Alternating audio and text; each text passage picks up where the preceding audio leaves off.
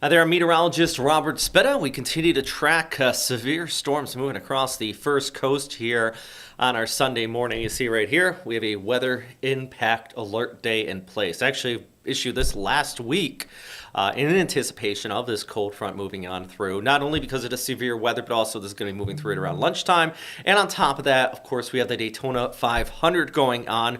Thousands of people out there in Daytona. The race actually got moved up to 1:30 here. They're going to try to get that started and get as much in as possible before the showers do arrive, but they will be moving across the Daytona area probably by about 2 to 3 o'clock. So let's talk about this. We are streaming live, of course, on First Coast News Plus, as well as on our social media platforms. And if you are watching on any of those platforms and you have some questions, please let us know. Always do appreciate that, because this is gonna be a continued live stream. So with that said, unlike on, the traditional linear television here on ABC 25 and NBC 12, where we can't take your questions in real time, we can here not only take your questions, but first starting, as you can see right there in Waycross, take your reports in real time too. So we can get an idea. We can share that with everybody and see what they expect. And in reports in real time, you see that we do have that storm nearing in Waycross. And right there, the front end of this shelf cloud just now starting to move in over the Waycross area. I wouldn't be surprised we see the winds kick up there just towards the north and west of this specific location. We have been seeing winds upwards of 40 to 50 miles per hour reported. That severe thunderstorm warning, the statement from the National Weather Service is saying that you could see some gust within that upwards of 60 miles per hour as it pushes overhead. So this is moving at a decent forward pace. In fact, we had a good image there just a few moments ago at Waycross showing the clouds, and by the time I clicked on it, that storm was already overhead. So I'm probably going to switch over towards our Nahunta camera in just a few moments here too. But let's break down what we got on radar and, of course, continue to track these storms. Now, first off, a severe thunderstorm warning is in place for Bacon, Clinch, Pierce, and Ware County. In fact, there in Bacon, that's where we had...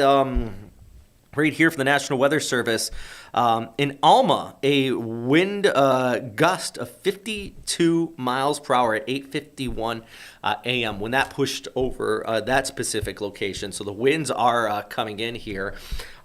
Take a look at the broader picture. You probably have seen it if you're watching on ABC 25 or NBC 12 at the bottom of the screen. We've been scrolling at the ticker there showing that severe thunderstorm watch. That is in place until 1 o'clock, stretching from Columbia County all the way out towards Duval County and then all the way back towards the north into Nassau County, even back towards Brunswick. You're under that severe thunderstorm watch, which you're going to be impacted here in less than an hour there in Brunswick. In fact, now here's some good news. I think the general trend of these storms, albeit they are still severe, and we are still getting wind reports over 50 miles per hour, is that they're actually weakening. This morning, when I came here at like 3 a.m., we had multiple tornado warnings around the Atlanta area. It was a long night, and it's unlike, other storms that, especially like our daytime summer type storms, they pop up during the afternoon with that daytime heating. This thing is being fueled by some exceptionally cooler air behind it, which is just pushing it along here and helping to continue to create that instability overnight. Out ahead of it, we also have these strong southerly winds. And even if you're in Jacksonville, I've seen, I was just talking with somebody about, they're saying, did we have some storms in Jacksonville last night? Because they saw some downed trees, down tree limbs and things like that. I said, no, this is that low-level jet that is just absolutely cranking. And it's fueling up the storm, helping to maintain its strength. I just got another push notification here. 1 second. It's just a continued severe thunderstorm warning. I'm helping for it to maintain its strength here overnight. With that, we are seeing, this is current wind gusts, for example, in Jacksonville, 31 miles per hour, Mayport's at 28, 32 in Brunswick. That's enough to knock down tree limbs and stuff like that. And that's not even associated with the thunderstorms themselves. This is just the low-level jet and those high winds out ahead of the front. And you can see here in Tallahassee, Valdosta, Waycross, where this front's already kind of kicking by, the winds are veering towards the northwest. So on the back side of that, we are really going to start to see these temperatures drop. And for example, in Tallahassee, it is already 57 degrees here. But if you look off towards the east, places like Mayport, it's all the way up to 76, and it is going to continue to warm as we go ahead through this morning until these storms arrive. So, once again, if you're tuning in just now, and I'm just going to repeat this, I've been talking for about 5 minutes now, but with the meteorologist Robert Speta, we're going to continue to track these storms here, the severe weather threat, as it moves across the first coast here throughout our Sunday morning. Storms are moving forward at about 50 to 60 miles per hour. So they're not slow movers. They're moving at a fast clip. And that's why originally we actually expected these storms to pass in the afternoon. And then we moved it back to about lunchtime. And now it looks more and more so like late morning into early afternoon, possibly around the Daytona area by about 2 to 3 o'clock. Now, the race there was pushed up to 1:30. I'm trying to find my graphic for Daytona. The race there was pushed up to 1:30 due to the anticipation of this precipitation coming in. Remember, with the race, even just a little bit of rainfall is going to cause a rain delay, which, by the way, I found this absolutely interesting. Over the last, since 2020, 3 out of the 5 races have been delayed due to weather. Let me see, is this the right graphic I'm trying to pull up right here? Oh yeah, here we go. Since 2000, 8 out of 24 Daytona 500 races were due to weather. Since 2020, 3 out of 5, so this would be 4 out of 6, or 80% of the races counting this year delayed due to weather, despite being February. 3 times the race was actually pushed to Monday, 2012, 2020, and 2024. Yeah, it's kind of remarkable. Anyways, if you are heading to Daytona, several things. Traffic's already going to be bad on I-95, but then you got the rain and also the wind, which could be hard driving, especially if you have a high-profile vehicle like a large van or an RV. It's not going to be a smooth drive out there this morning. Not only with the rain, but as I just mentioned, those winds coming in from the south and just absolutely cranking, 10 to 20 sustained, gusting up and over 30 miles per hour at this time. So I expect that rain to move through the Daytona 500 about 2 to 3 o'clock. Probably going to stick around for an hour or so and then move out. That's the good news with this. It is moving fast. In the kind of the most stronger line of storms, right there now moving directly over Waycross, is only a few miles wide. So with this moving fast, you're going to get a good shot of wind. You're going to get some heavy rainfall, and then you're going to kind of get some drizzle on the backside of it. But it's not going to be a long duration storm. But I mean, still, enough to actually right here, our live shot, kind of see some of the trees off in the distance there. They look like they're blowing around. You got some of that rain kicking up there. It's going to reduce visibility here when some of those heavier showers come in. So you want to stay off of the roads if you can. Let's see if I got any questions here really quick. Oh, Holly, thank you very much for chiming in. I truly appreciate it. She just gave us a report out of Waycross. The report, just pretty simple, but I appreciate these reports. Just saying it is really bad right there. And there's your live camera out of Waycross showing you what we're talking about. And in fact, I'll go back to the radar. So thank you very much, Holly, for chiming in there. We'll go back to your radar there, just kind of zooming right in. Over the Waycross area, we have that precip moving through. If you are in Jacksonville, where I know a lot of you are, it's not going to be for about another hour to 2 hours until you see that precip enter the Jacksonville area. Now we zoom right in on this, and you can see just Waycross just had that initial gust front. You also have kind of the leading edge right in there. I think this is picking up on the gust front right there. Now I put the arrows this way. It's moving like this. So you have those winds pushing out ahead of it. So what I'm going to do is I'm going to pull up velocity. And okay, here we go. So what we can query from our radar here, kind of get an estimate of what the winds are. So that specific spot there just south of Waycross looks like about 36 miles per hour.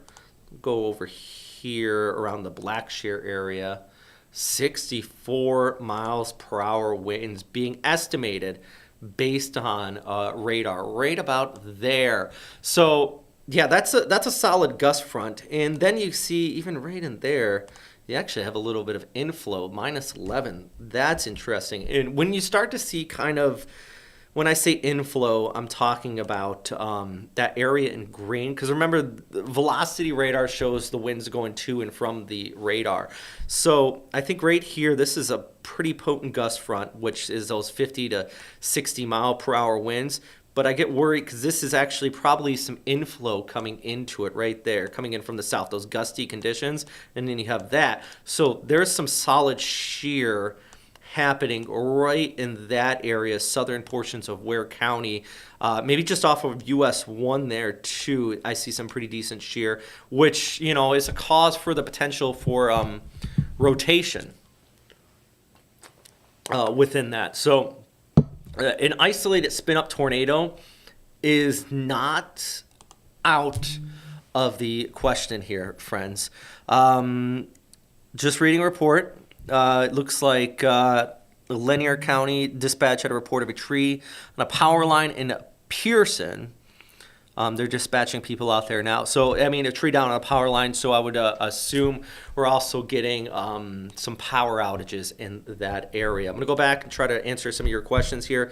So, once again, Holly said it's bad on our Waycross. Heather says we are camping in Huguenot, left this morning a day early to try to beat the heavy winds back to Brunswick. Now, Heather, are you still currently en route to Brunswick? I only ask because conditions are going to start to go downhill pretty swiftly if you are there as well. And even just stretching off towards I-95. If you are already there, just stay in your safe spot. You're going to be okay. Just expect in the next, well, actually, we can pull back the picture here. I'm going to pull over here this graphic.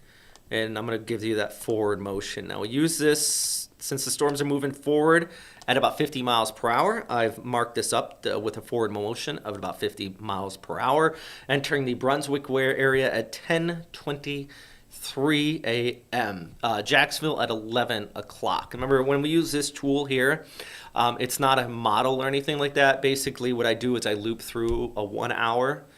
Simple math, 1 hour, and then measure the distance of that. These storms are moving forward at about 50 miles, so forward motion about 50 miles per hour.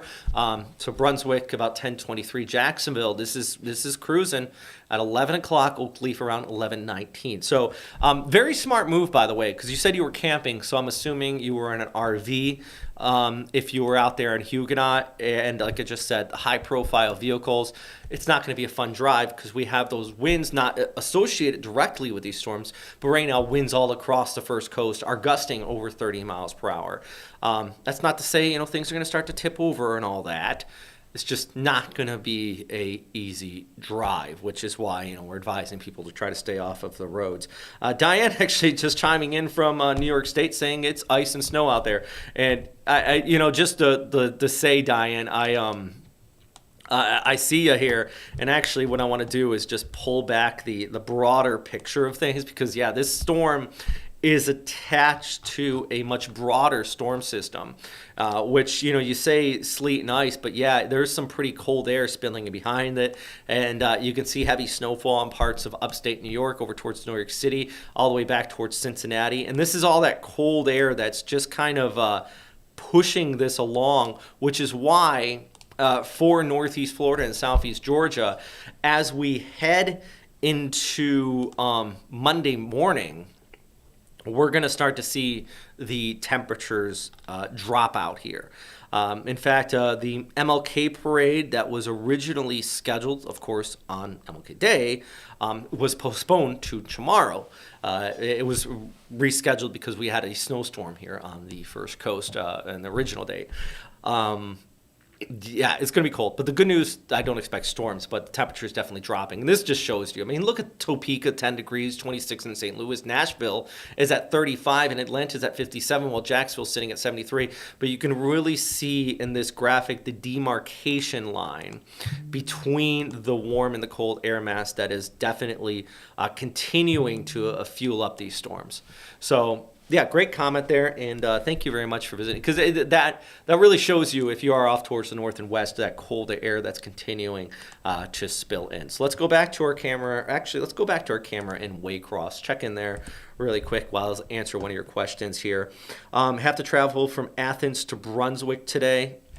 So do I expect heavy damage in Brunswick? Honestly, I don't expect significant damage from any of these storms. They're falling apart a bit, but they are still severe enough to cause down tree limbs, as we just seen. Where was it again? I just told you about in Pearson. We had a downed tree on a power line. Lawn furniture, if you haven't picked that up, things that are light enough to get blown around in high winds, bring those in. That's the key thing. I don't expect significant damage. So what's in store for Amelia Island and when? That's another good question. Tim here. Amelia Island, much like Jacksonville, I would say after 11 o'clock, closer to about your lunchtime. What's in store, as most of the first coast is, but the more you get towards Jacksonville, it's going to be the short time rain. So, like, for example, right now in Waycross, it looks like the heaviest of it is already almost passed on by. You see our live look there. Let's pull up our radar. We're going to zoom right in on Waycross because this is and I'm specifically mentioning Waycross because this is a precursor to what we're going to see further off towards the east. And this is over the last hour, but I'm going to actually change up this time frame, and we're going to go the last 30 minutes. All right, so that's a 30-minute in the last half hour.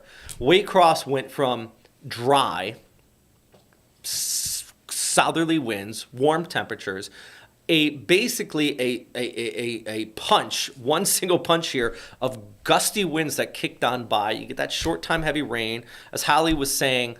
It's really bad here. But Holly, if you don't mind, if you're still watching this stream, would you mind chiming in and just tell me how is it now? Because it got really bad there, it looks like, and then things started to improve. Now, sunshine's not going to come out immediately. You can see all that rain on the backside of this. We got a lot of those residual lightning strikes that could be taking place too.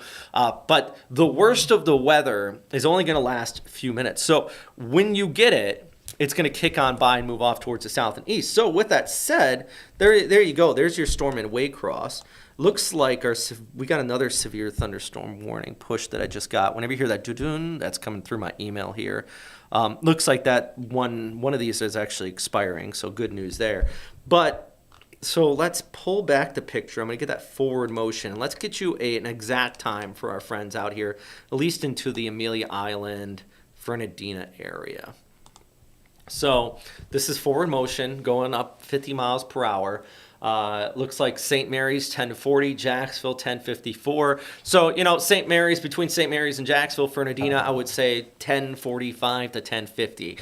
Of course, this is subject to the storm speeding up or slowing down just a little bit. So let's be fair and say between 10:40 and about 11:30, you're going to get that initial line of showers pushing on through into Amelia Island there. So thank you very much for asking that question. That's a good one. Rhonda says crazy snow here in Canada. I don't know where specifically you are in Canada, but if it is on the East Coast, likely associated with this storm system. Cheryl out of Daytona. And Cheryl, if you can, share some photos with us on our First Coast News Weather Watchers page. I would love to share that with everybody. Or if you can in this stream, I'm not sure if you can comment photos on it. But she's in Daytona. It says the winds are coming in strong out of the south and east. And that's that low-level jet we've been talking about. And unfortunately, those winds are probably refreshing. They feel great. But those high winds coming in from the south are also fueling up this storm system. So actually, we'll go back to the winds. And thank you very much for chiming in, Cheryl. How is it out there in Daytona, too? If you don't mind commenting. I'm just curious, what's the atmosphere like? Not the meteorological atmosphere per se, but the how are people feeling? Do people generally understand that these storms are coming in right now? Because obviously the race has changed. I'm sure it's the big talk out there is how is this going to be impacted? Hopefully the rain comes through pretty quickly and you do start to see some improvements. But I am just curious if you're out there, Cheryl, if you don't mind sharing some of that information. But, for example, you said winds coming in pretty strong out of the south. I don't have a plot here for Daytona. I could add it, but it's going to take a minute, and it'll be really awkward if I try to put it on now. But 23 gusts in Palm Coast, St. Augustine gusting up to 26, 29 in Palatka, 31 in Jacksonville, and Brunswick's at 30. Now, remember, these winds are not associated with thunderstorms. This is that low-level jet that's almost mixing down towards the surface, and it's pulling in all this warm air and this instability out of the Gulf and off towards the north. So this is all fueling up our front. Albeit the front looks like it's kind of weakening. We are getting these gusty winds out ahead of it. So even non-thunderstorm related wind damage, and we have a wind advisory in place, is still possible. And when I say damage, I'm talking about tree limbs, things like that, falling down, some lawn furniture and stuff. The actual line of storms, though, is definitely going to be the main talk here, which, like I said, this line is thankfully not as strong as it was just a few hours ago, but it's not weak either. I'm going to go back to the questions here real quick. Cheryl, yeah, okay. Said she'll post on the Weather Watchers page. I'm at the track. Thank you very much, Cheryl, and once again, if you are tuning in right now, you just started watching this, thank you very much. If you're watching on FCN Plus, we appreciate you watching on our platform on Roku or on the app. I think Apple TV as well. But also, if you're watching on social media and have the ability to comment, please ask your questions or share any reports you may have. We had a couple of people, we had one person actually talking about conditions out there in Waycross, also just talking about the conditions in Daytona. So I would like to hear your feedback. I'm here talking by myself, so I need somebody to talk to. So please help me out here, guys, and we'll have this communication. Because unlike on regular linear TV, where you can't ask those questions in real time, we can here now. Keep it weather related, though. Yesterday we had people just talking about other things that are in the news, and we're not here for that. I'm a meteorologist, so let's keep it on track with storms, especially since we do have severe weather, and that's the main topic out here today, guys. And I think that's something we can all agree on. So let's get back to where is our current conditions here, our current severe weather setup. I'm going to go over to the current warnings. We're watching, don't like that. All right, so in Clinch County, we have a weak notch, which, when I say weak notch, it's basically, if you've been watching for a few moments, I think what they're talking about is that area I was mentioning with the weak inflow that was coming in, and then you had the outflow. So Clinch County, basically, most of the Okefenokee, heading out towards Homerville as well. There is a little weak notch there, which, when I say notch, means there's that potential for a spin-up tornado. It is part of the severe thunderstorm warning. When you get a severe thunderstorm warning, 50 to 60 miles per hour, I mean, that's wind damage potentially anyways. So what I'm going to do, we're going to pull up velocity for that specific area. All right, that's all old. I'm going to clear that out, because this is what we were just talking about a moment ago. We're going to move this over here. So instead of weak notch in Clinch County, I think this is what they're talking about right there. You see that area in green just southwest of US 1? I'm going to help you out here. I'm going to mark it right there. Then you have the outflow right there. So what we have that southerly wind. That Cheryl was just talking about it here a second ago. The strong south winds out there in Daytona and all across Jacksonville, that is fueling in this. So when you get that southerly wind slamming into that northwesterly flow, it's not your classic supercell type thunderstorms or anything. We're not seeing, Fury on the plains twister type setup here, but you do have that interaction with that southerly winds slamming into the northwesterly winds, and it sometimes can cause a bit of rotation in there. Meteorology, we're breaking down the science here for you guys, which is why I like doing the live stream, so we can talk about this in real time and give you an idea of what's happening. So let's go back to this. We're going to clear this out. Let's clear that. All right, let's move over there. So that's the area we're watching right now. The good news, this is over the swamp, which I know there are people out there, but there's not a lot of people. But if I was in Folkestone or anywhere along US 1, basically east of that, I would be keeping a very close eye on this, because it is moving off towards the east. What is that right there? Okay. You know why the color is changing, by the way? I just want to give you an idea. So when I do this, our radar switches from the Valdosta radar to the Jacksonville radar. So it's just looking at a different angle here, so the legend kind of changes a little bit. It's a little confusing, but right around this specific area is about halfway in between. So that's why it flops back and forth. So just want to let you know, keep you informed on that. So we're going to go back to here. All right. 9:39. I'm just getting some more information here, friends. So continue. Yeah, we're going to continue to monitor that area.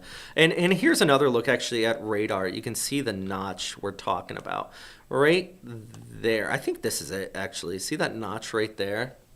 That's it. So what I'm going to do with you is we're going to go.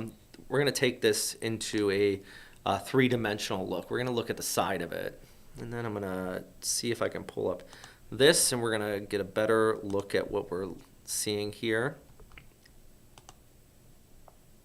All right. Yeah, I see it. Yeah, there's that notch we're talking about. So zoom right in. These clouds only upwards about 20 to 30,000 feet, so they're not terribly high. So we're not getting a lot of lightning. You don't have that interaction with that cooler upper level winds.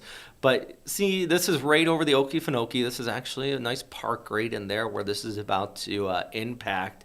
I believe that's where we're kind of seeing that notch and the leading edge. But this is what, you know, if you're out east of this, though, I'm going to tilt down the camera.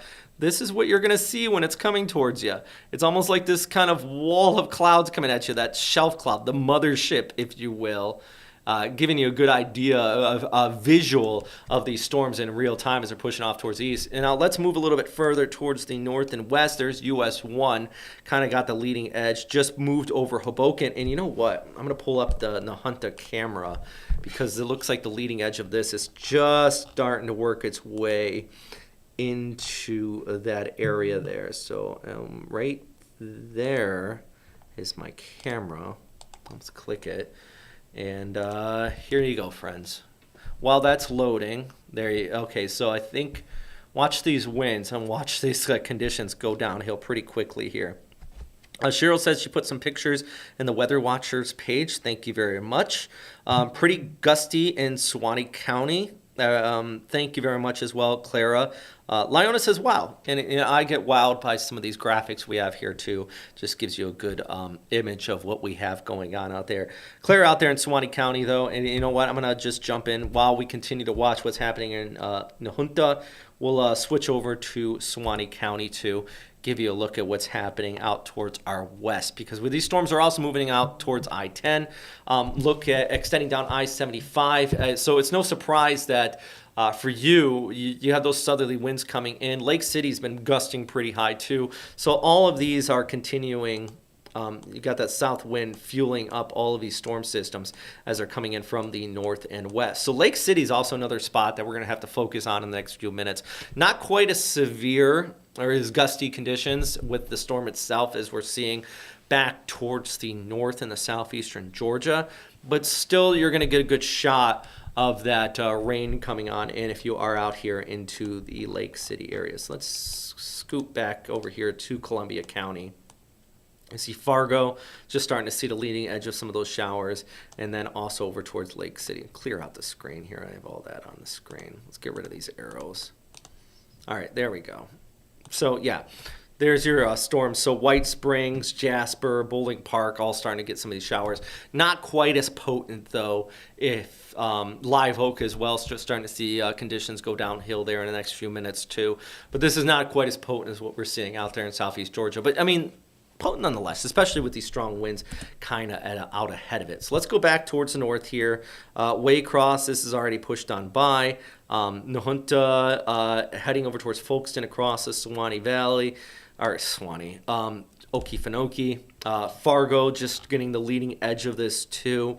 Yeah, actually right there, Nahunta next spot to kind of get those gusty conditions, which is why we're going to go back to our camera here, show you the conditions there now, because I guarantee this is going to change pretty quickly. And this is a live shot. Just focus on the movement of the clouds. Those clouds are cooking right now. It doesn't look like it, but if you focus on it, those clouds have got to be moving 50 to 60 miles per hour from the south. So if those clouds are moving from the south, on the left side of the screen, we should start to see conditions change here pretty quickly in the next few moments as that storm cloud comes moving through. I wish we had the ability to rotate these, but these cameras are via our WeatherStem network. Big shout out to WeatherStem for helping support and so we can get these visuals all across the first coast here. By the way, if you're just tuning in right now, if you have any questions, please let me know. Trying to get to them as much as spot to kind of get oh those gosh, gusty, oh conditions. goodness, I clicked the video where I'm trying to answer the questions and it came across on the mic. So yeah, if you have any questions, please let me know. Tina says she's praying. Thank you very much, Tina. This is one of those days where as long as you're making smart decisions, you'll be just fine. We don't have any significant tornado warnings or anything like that, but we do have severe weather working its way in across the first coast to the point where we could see some downstream limbs, some power outages and stuff like that. So first and foremost, for everybody that is watching this right now, you are staying weather aware, obviously. You're watching the live stream. But make sure your friends and your families that might have plans, maybe they're outside, maybe they're going for a hike. I mean, this morning, it's windy, but it is a nice warm day. So maybe people are heading out and just trying to enjoy the day, heading out to a local park or something like that. Make sure they know that these storms are coming and they're not slow moving. And look at this live here. We're seeing conditions change already rapidly here. Can we go back to the full screen, if you don't mind? Just because I want to show people that live that we're seeing. Actually, I might have to reload this. It looks like it just froze a little bit. So here we go. Let's try to reload this because it looks like the wind's just starting to pick up there in the Junta. There we go. Look at that. That was a matter of moments, friends. Seconds. This just went from, it looked kind of windy to straight up. And this is what we're talking about. This is going to be just a punch. I think that's the best way to put it. Of wind. And look at that changing very quickly here in the palm tree swaying right there. This is why this is a severe warned storm with winds upwards of 55 to 60 miles per hour. I might have to refresh this again. Just give me a moment so we can continue to watch this visual live on our stream here with you. All right. As this pushes overhead. Remember, this is a severe thunderstorm warning as it's moving from the northwest towards the south and east. Got some people out there on the roads. I'm sure their visibility is getting reduced pretty quickly here. So be careful if you do run into one of these squalls. Hopefully you are not out there in one of these squalls. Let's go over and I want to see some other questions you might be having here. If you guys do have any questions, please let me know. All right, so yeah, we have a Skywarn spotter out there in DuPont, Georgia, in Homerville. They said they've already moved by. I apologize. That was actually 19 minutes ago that you posted that, so I apologize for missing that. Somebody from Kentucky chiming in. Thank you very much for watching our live stream here on First Coast News, kind of keeping you posted about these storms as they're moving off towards the east. Let's go back to our radar there. We're watching live as a storm just moved over the Nahunta area, and we're going to give you a visual from above right there. That's pushing right over 82 and 301, heading into Waynesville. That's going to be one of the next spots after this is already past the Hoboken area. We can look further towards the south and west, US 1. Folkestone, probably the next big population that's going to be impacted by these storms. Back towards the north and east, Woodbine, and then eventually into Brunswick. We're going to zoom right in on there and see what's going on there for you. Follow that leading edge further towards the south and west, Fargo. I don't unfortunately have a camera out of Fargo, but conditions definitely going downhill there for you too. And then all the way back towards White Springs and even into the Lake City area, Live Oak, look at that. Live Oak starting to see the leading edge of these storms kick on by. We'll pull back the picture, give you that forward motion of this leading edge of these storms where we do have that severe thunderstorm warning further towards southwest. I just said this was severe warned. I apologize. It looks like this did expire, that severe thunderstorm warning, the one over Nahunta. Still packing a punch. Actually, here we go. We just got a notification. Yeah, we still have a severe thunderstorm watch in place. Still packing a punch out here. We have a special weather statement that was just issued for Hamilton, Columbia, so Lake City area, all the way back towards Clinch, Glen, Brantley County. So basically one big old special weather statement along this line from the National Weather Service, kind of saying, hey, there's this big line of storms moving towards the east. Winds upwards of 50 miles per hour is possible within that. Actually, this is a pretty big swath, all the way from Darien back towards the Lake City, all the way down towards Mayo. It's just one all-encompassing special weather statement put out by the National Weather Service for these strong storms. So not quite severe warned. But, 50 miles per hour is still enough to relocate some lawn furniture or down tree limbs, maybe cause some power outages as well here. Excuse me. It's moving towards the east at 45 miles per hour with winds up to 50 miles per hour, enough to knock down, tree limbs, unsecured objects. That's the key thing with this one. We don't have any tornadoes out there. We haven't seen that in the last couple hours. We did have some tornado warnings this morning around the Atlanta area. The good news, this is coming a lot more linear. So we're getting this less rotation and more of the straight line winds as this pushes ahead. Also, we don't have a lot of lightning within. These clouds only going up 10 to 20,000 feet. So they're not very tall, so you're not getting that updraft to collide with ice crystals above the freezing level, separate electrons, all that good stuff to make lightning. So weather. So that's something you just do want to keep in mind. There's probably not going to be a lot of lightning with this. Main threat is that short time heavy rain, reducing visibility as it pushes overhead, but also the gusty conditions, 40 to 50 miles per hour. Not severe warned at this time, but we do have that special weather statement that is in place for this. Plus, there is still a severe thunderstorm watch in place for a good portion of, or pretty much all of southeastern Georgia, extending down towards the south here into Duval County. Let's pull back the picture. You can see what I'm talking about. All the way down towards Columbia, into Duval County, Nassau County, Baker County, all under a severe thunderstorm watch. Now, that's not to say you're not going to get any weather further towards the south into Clay, Flagler, St. Johns, Putnam County, and all the way out towards Volusia, including for the Daytona 500. It's not to say you're not going to get weather. It just may not be severe, which is good, especially if you're heading to the Daytona 500, which, by the way, just tuning in now, I just want to remind you, the Daytona 500 was pushed up to 1:30 for the start time versus 2:30 because of the anticipation. They announced that, I believe, yesterday, maybe Friday. They announced it on Friday, right around about 1 o'clock, actually, that this was going to start at 1:30 versus 2:30 because of the anticipation of this precipitation, because even to get a little bit of rain, that's going to cause a delay. And I do expect them to get showers probably starting around 2 to 3 o'clock as it moves towards the south and east. So just keep that in mind if you're going to be heading out to Daytona. Not only if you're heading out to Daytona, but you're traveling on I-95. You got to deal with the traffic as well. And once again, this goes back to why we have a weather impact alert day. You can see that in the bottom of the screen here at First Coast News. Starting from an hour ago, which the timing right on.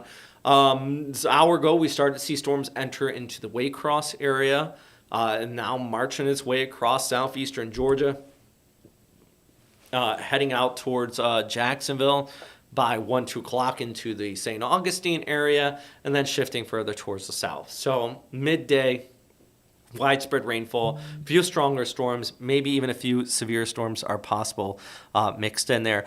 We just had one of our friends out here. Who was it? In Suwannee County.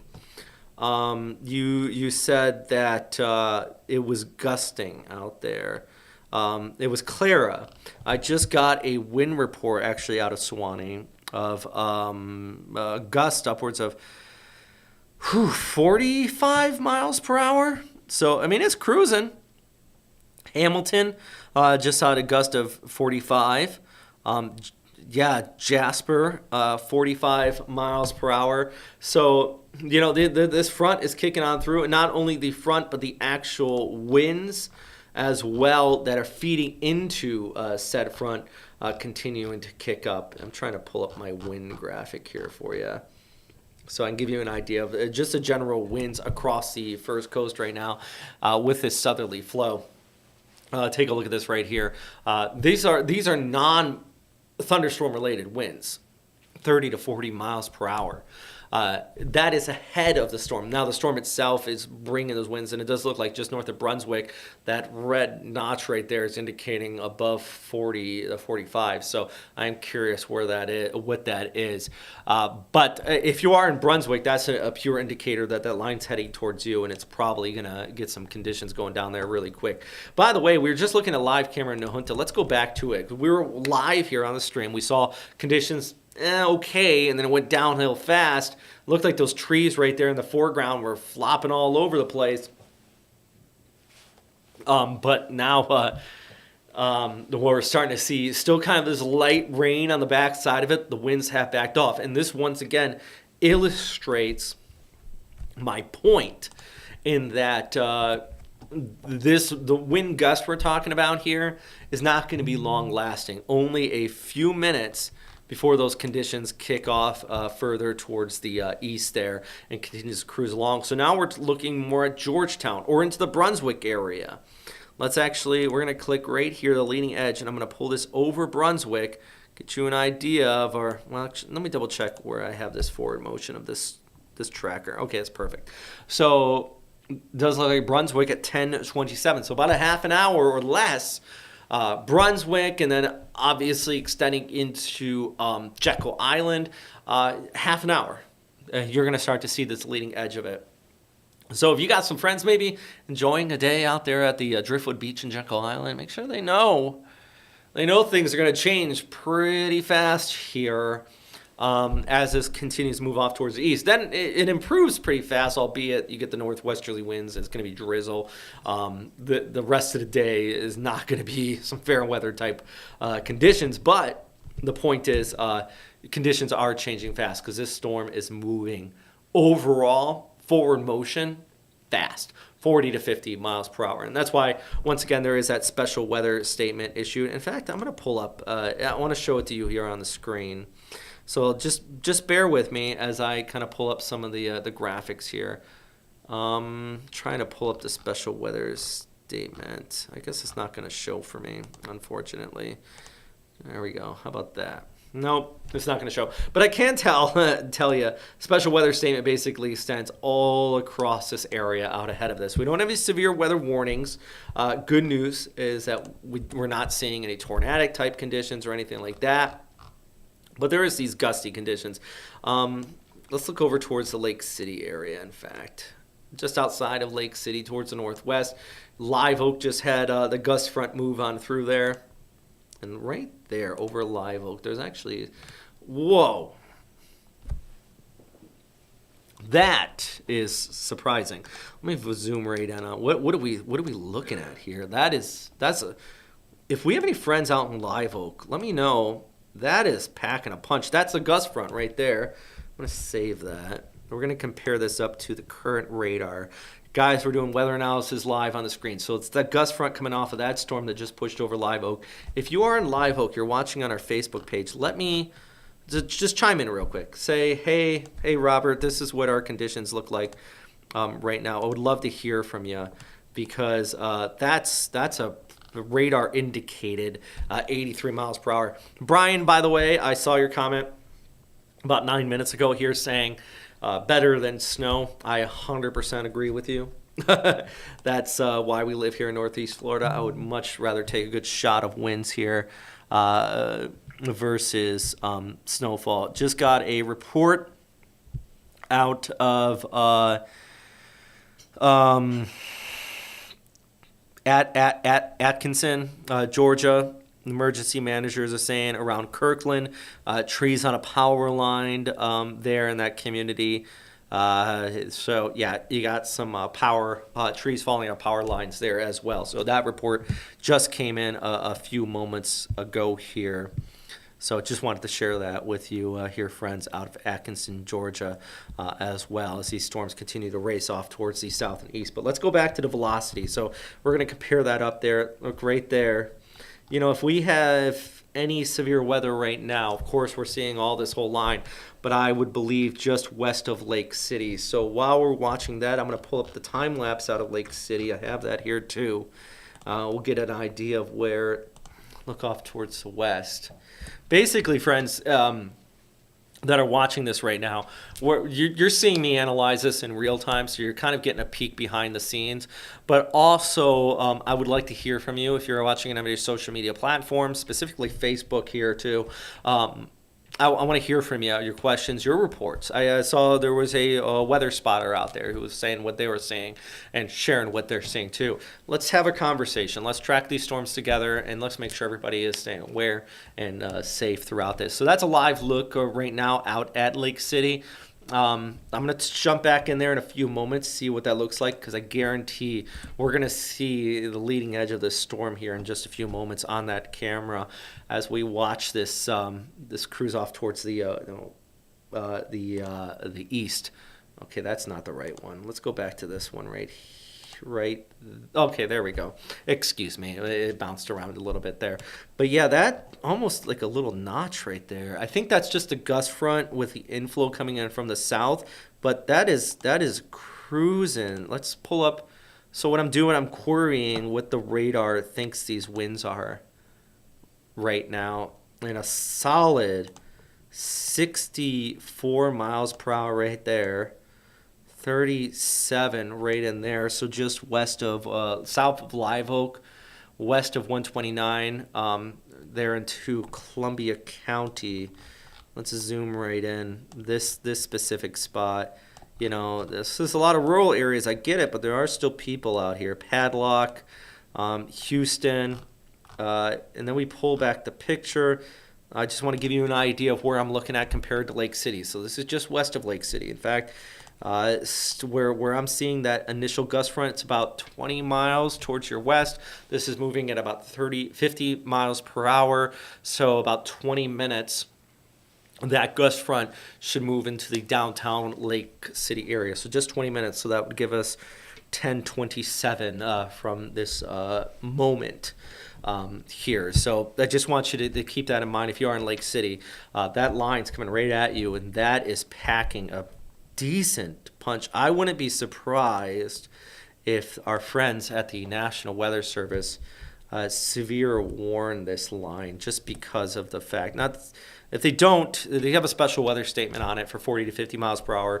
So definitely it's already got an advisory on it, but it's packing a pretty decent punch here, moving across I-75 and I-10 where that intersects in just the next 10 to 15 minutes. So we're going to keep a close eye on that. Also going to look back towards the north and east. Folkston, you're going to start to see conditions go down there real quick, and Brunswick too, extending off 82, so basically moving towards Brunswick. So that's where your line of storms are at this very moment. So let's pull back. I'm going to pull back the pull picture here. I'm going to recap once again. A severe thunderstorm watch is in place. Looks like basically all of Florida north of I-10 and southeast Georgia. I say all of Florida, all of the first coast north of I-10 and all of southeastern Georgia under that severe thunderstorm watch until 1 o'clock as these storms race through. But it's really that area that they see that kind of string line of linear storms. That's the area where you have that highest chance of some of these stronger storms, which could potentially become severe. And if we get any rotation or severe or tornadoes, it's within that line. So obviously, that's where our main focus is on here. All right, so hold on a second. Severe weather chaser out there says very heavy rainfall in Clinch County in DuPont, Georgia. Skywarn spotters reporting there. So thank you very much for chiming in. Nancy says she's in Brunswick. winds picking up there. And the winds are going to increase out of the south ahead of that initial line of storms. That is that low-level jet feeding into it. You got to think of weather from a meteorological perspective. It's a machine. It basically, you need the gasoline, you need the cranks, you need all that stuff to kind of work. I'm sure everybody's getting an Amber Alert right now. I just got one in Broward County. Something to keep in mind if you're getting that notification. I just got that too. It does look like. I'm going to read that real quick, and then we'll get back to weather. I just want to read that live on the air. If you are curious, okay, this is not popping up for me. But if you got the Amber Alert too, just want to let you know, a lot of you got that. It's not, and I point that out because you might something might be going off on your phone right now. It's not a tornado warning. We did just get an Amber Alert for Broward County. It does look like, so that's not a tornado warning. It's an Amber Alert. Heather says we asked for questions on YouTube, but the comment chat is disabled. I will talk to our digital producer about that. Nick, I guess that might be a First Coast News thing. I apologize, but thank you for coming here to Facebook, Heather, and chiming in. It might be because maybe there is messy comments on YouTube or something like that. I would have to look into that, and it's something I'm going to bring up. But thank you for mentioning that. So I'm going to stop saying social media platforms and specifically say Facebook then, because that seems like one of the few spots that you can actually ask those questions directly. So I appreciate you jumping in. Marilyn says pound replay. I'm not sure what you're saying there, but thank you for commenting and chiming in. Let's see if we got any other questions. But guys, if you are watching on YouTube, on Facebook, I am reading these questions directly. So thank you very much for everybody watching. And if you're on FCN Plus or on the app or anything like that, just realize that's where I'm reading the questions from if you guys have any. So once again, if you are not even getting impacted by these storms right now, but you're ahead of them towards the south and east, if you're in Jacksonville, if you have any questions, please let me know. That's what we're here for. We're trying our best to keep you all informed. And in fact, let's kind of give you a general look. Forward motion about 50 miles per hour. So it looks like right now still on track for the storms passing over Jacksonville in the next 45 to 50 minutes soon. Especially considering the fact that the winds are coming in from the south. We have some pretty gusty, oops, wrong button. The winds are coming in from the south. We have some gusty winds 30 to 40 miles per hour, but those southerly winds are also fueling up some much, much warmer temperatures here. Look at that. One second, let's go back to it right there. I keep on clicking it and then I double click. Mayport's at 81 degrees right now. So it's feeling up. It's a beautiful day outside of the breeze, which is comfortable. So if you know anybody that's headed out to the beach or going for a nice hike or just having a picnic, I don't know what you want to do, or are in Daytona, make sure they're aware that conditions are going to change quickly. This is not hype. I'm not trying to say your house is going to blow away by any means.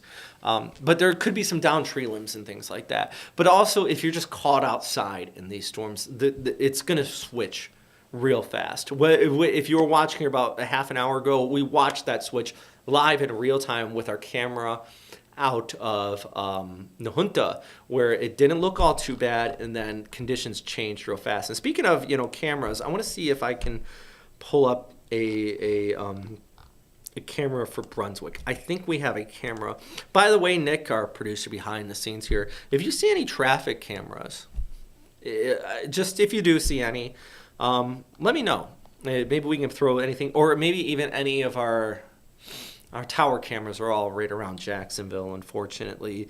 So I don't think we're going to have too much to see for the time being, at least for the next half hour. But if we can throw up some tower cameras when they get kind of closer, that would be fantastic. I'm trying to see if... Guys, I'm looking at my computer here. That's why it looks like I'm looking off towards the side here. Trying to see if I have any Brunswick cameras. I don't. Man, I wish I did. Wish I did. I have Nahunta. I have Waycross. I have Callahan, which is probably going to be the next spot where we're going to have conditions go downhill, as well as Lake City, which I'm going to go back to Lake City here in just a few moments to get an idea of what's happening out there. But this is out of Callahan. Good solid clouds moving across the screen there. There they are. They are moving. All the while, I'm going to flip over to our camera here into Lake City. We'll give you a nice real-time look out at Lake City. Let's see if I can find that camera. Man, I wish these things were alphabetical. They're just thrown in here. Absolutely all over the place. There's our Lake City camera. All right, let's go over to Lake City. A live look out there, give you an idea. And if you got any reports yourself, please let me share. All right, so I'm gonna come back to this one because I can see the shelf cloud, the leading edge of this storm, working its way towards Lake City in this specific shot. So that's a good shot for our friends out there in Columbia County. By the way, I do remember somebody said Facebook First Coast News weather watchers, they shared some photos out at okay, I'm gonna have to approve a couple of you. They said they shared some photos out there at Daytona. I don't see them on our weather watchers page, so if you are sharing them, just let me know. All right. Randy says, yes, we are getting some good gusts near Hodges Boulevard. Turned my yard waste pile into a tumbleweed. And when I say we have high winds out here into the Jacksonville area, these 20 to 30 to 40 mile per hour winds, exactly what I'm talking about, friends. Your yard waste, empty trash can, weak tree limbs. We had a palm fall on the window out here at First Coast News. Not a palm tree, but the palm. This is the stuff that's falling down with the low-level jet winds out ahead of this. The line itself, where we have been seeing kind of kick on through, is something we're also going to be... sorry, I just got some notification. The line itself is where we're going to have some damaging winds, which is why I just saw something here. We have a notch over Charlton County nearing Folkestone. By the way, guys, if we get a tornado warning, I will move to the other studio. So there'll be this awkward moment where I'm still talking. I have to switch up mics and all that. Nick, if you can make sure our director is just ready to go. We're not there yet, but I'm going to pull up the radar here, show you what I'm talking about. Because we do have a notch in Charlton County. So if you're in Folkestone area, let's keep a close eye on this, friends. So right here, we're watching that move towards Lake City, but I'm going to move our radar out towards, it switches from the green to the red because I just switched from the Valdosta radar to the Jacksonville radar. Let's zoom in on Folkestone, where conditions are about to go downhill. I wish we had access to rail cams. Folkestone, the Folkestone Tunnel, very popular rail area, and there's a camera there. It's absolutely fantastic for watching severe weather come in. Yeah. Okay, I'm just taking a shot of coffee here before things possibly change up. So, yeah, we got some gusty winds entering the Folkestone area. Let's switch this over to radar. Guys, I'm doing this all in real time here with you. Trying to answer your questions, but at the same time trying to my best to... There's that line. Okay, so I'm going to save this as right there. And then we're going to go to our storm tracker right there. Yeah, there's that early rotation that I was just talking about. So just north of Folkestone, but this whole line that we're watching here. So let's go three-dimensional. I'm going to give a three-dimensional look. If you look out the window right now in Folkestone, and let's say you're looking towards the north and west of your area there, conditions are going to change pretty fast. Or this is moving forward at about 40 to 50 miles per hour. There is a weak notch in there, basically that southwesterly flow kind of interacting. This is not a supercell by any means. This is only going about 20,000 feet, so we don't have any lightning in there. But we are going to be looking at those winds changing very quickly in Folkestone along US 1 there.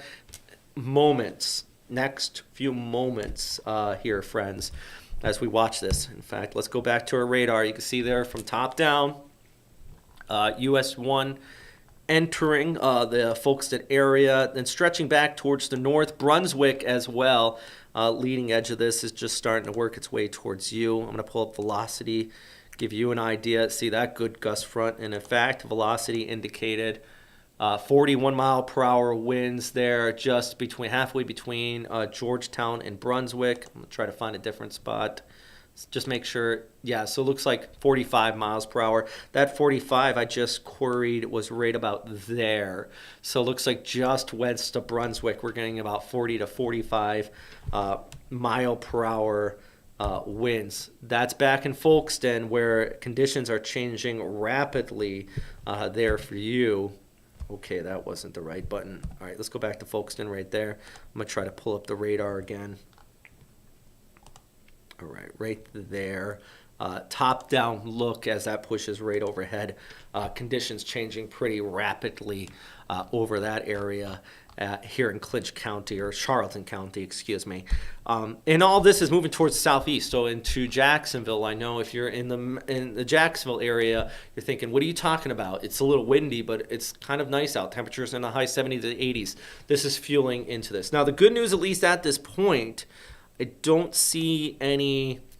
Oh, that just popped. Folkestone is under a severe, that live on the air, friends, right there. Severe thunderstorm warning until 10:45 due to this storm we are currently monitoring here together. Yeah, it looks like that severe thunderstorm warning. Let me pull up and just get the latest information on that. So I'm going to read it out to you from the National Weather Service. They just sent this out. Basically, 10:45, winds of 60 miles per hour. So we're seeing that with the velocity indicated. That is, expect damage to roofs, sidings, trees. It's not saying this whole polygon is going to get it, but, within that, we're going to have those straight line winds. So it's enough to definitely cause some down tree limbs, maybe power outages like that here from Brantley, Camden, Charlton, and well, it's still into Ware County, but it looks like most of this is moving away from Ware. But definitely, Camden, Charlton are under this warning. And even over towards Woodbine, I know that's on the right side of the polygon. This is going to be moving on through. So severe thunderstorm warning in place there with that. So, yeah, we're watching that move from the west towards the east here. And it's moving fast. Wow. This was 9 minutes ago. I missed it. 52 mile per hour wind reported in Fort Caroline. And you're probably thinking, what are you talking about? The storms are well towards the northwest of Jacksonville. It's that low level jet that is mixing down towards the surface. We have a live camera at Fort Caroline, so I'm going to pull that up right now. Let's see what I can show you here. Live camera. We have a live camera from the anemometer that measured that 52 mile per hour wind. So this view is going to be, it doesn't look that crazy, but yeah, I mean, it does kind of. You can see the trees waving in the wind there. I'm sure we had the gust front. You know what else is pretty remarkable in this? And I wonder, I can't mark. I wish I could. I wish I could draw on this screen. I can't. But basically, look at the horizon and look just above the horizon. That dark cloud, then you have the white cloud just kind of right above it. That is the thunderstorms off in the distance, out towards the horizon. But this, there we go, another gust coming in. This specific spot, just a few minutes ago, there at Fort Caroline, it is the weather station that we're showing you right now. This is a camera, the anemometer attached to that camera. 52 mile per hour wind reported there. Non-thunderstorm. So if you know anybody going for a nice hike out there at the Timucuan Preserve, I would highly suggest, maybe not today, because trees are probably going to be falling. Sydney asked, what about Jacksonville and St. Augustine? And I totally get that, Sydney. That's a good question. We're looking at Jacksonville right now. Got those winds kicking up already there. Storms are going to be arriving about an hour. I would say about now 11 to 11:30. I'm going to save that. Let's pull back the picture because I get that because a lot of people are watching out of Jacksonville and you're like, why are you so focused on towards the northwest? It's because that's where people are getting hit right now. But these storms are moving fast and conditions are changing. For example, Folkestone under a severe thunderstorm warning. Lake City, I'm going to get to your question, your query about Jacksonville here in just a moment, I promise. But Lake City, I want to show you the time lapse because I guarantee we're going to get a pretty good visual right now of that storm entering the Lake City area. Here we go. Watch this. I guarantee right. Let's loop all the way. No, it didn't look as intense as I thought it was going to look. Right in there. The clouds did get darker, but it looks like Lake City, I think just on the right side of the screen, actually, you can kind of see it. This camera must got water on it or something. You can't really see anything. But on the right side of the screen, there is some darker clouds moving in there. That's that storm kind of working its way into the Lake City area where we do have the gust out there upwards of the radar indicated it was 40 to 50 miles per hour. We just got another severe thunderstorm warning. Hold on, I just got blasted with a ton of notifications. Stand by. I want to make sure there's no tornado warnings in here. Okay, we got that right there. Looks like they did just cancel the severe thunderstorm warning in Brantley and Ware County. That's good. Still a special weather statement for that area. So, still windy. Yeah, looks like they did have a special weather statement, but that severe thunderstorm warning in Brantley and Ware County. So the Folkestone area has been downgraded, but it's still going. All right, so yeah, the broader picture. Let's go back to this. I told you I was going to get to this here for Jacksonville. So we're watching those storms move into Columbia County right now. This still shows a severe thunderstorm warning, but they said they canceled it. Anyways, Folkestone, you're getting windy, okay? Let's pull back the picture here. We're watching this whole line move towards the east, and you might be thinking, I'm in Jacksonville, but this is all the way out towards Lake City. That feels pretty far away. This thing is moving 50 to 55 miles per hour. This is highway speeds. So it's coming. So Jacksonville, 11 o'clock. So this shows a half an hour from now, the potent line of storms is going to move over Jacksonville in a half an hour. So if you got anybody out here making those plans, you want to get out, just make sure they're weather aware. I'm not saying you have to go shelter in the inner room of your house. We don't have like a tornado warning, but conditions are changing rapidly, and we have been seeing that. And then it improves rapidly. We had somebody out of Waycross say here, about an hour ago, conditions were really bad there, and now Waycross is on the backside of this. Some rain. It's not pretty, but the severe weather is long gone as this moves off towards the east. So yeah, that's just going back to his overall line, and also the overall fact that we have a weather impact alert in place here. And I'm going to just bring this up on the camera. I know we're doing this real time, and we're trying to give you a look at where we're sinking here. And while I pull this up on the screen, I'm going to have a drink of coffee real quick here, friends. Just soaking my throat here. We're coming up on over an hour of this live stream. With me talking about myself. I will be joined by meteorologist Lee Southwick, but she's working until 12 o'clock tonight, so we're giving her some time to come in here. So Randy says, he did mention the tumbleweed thing about 12 minutes ago. The Severe Weather Chaser Facebook page here says big temptations. I assume you mean temperature drop in DuPont, Georgia. Temperatures just went from 75 to 60 degrees in Clinch County, and that's a cold front, guys. Not only the cold front, but also evaporative cooling.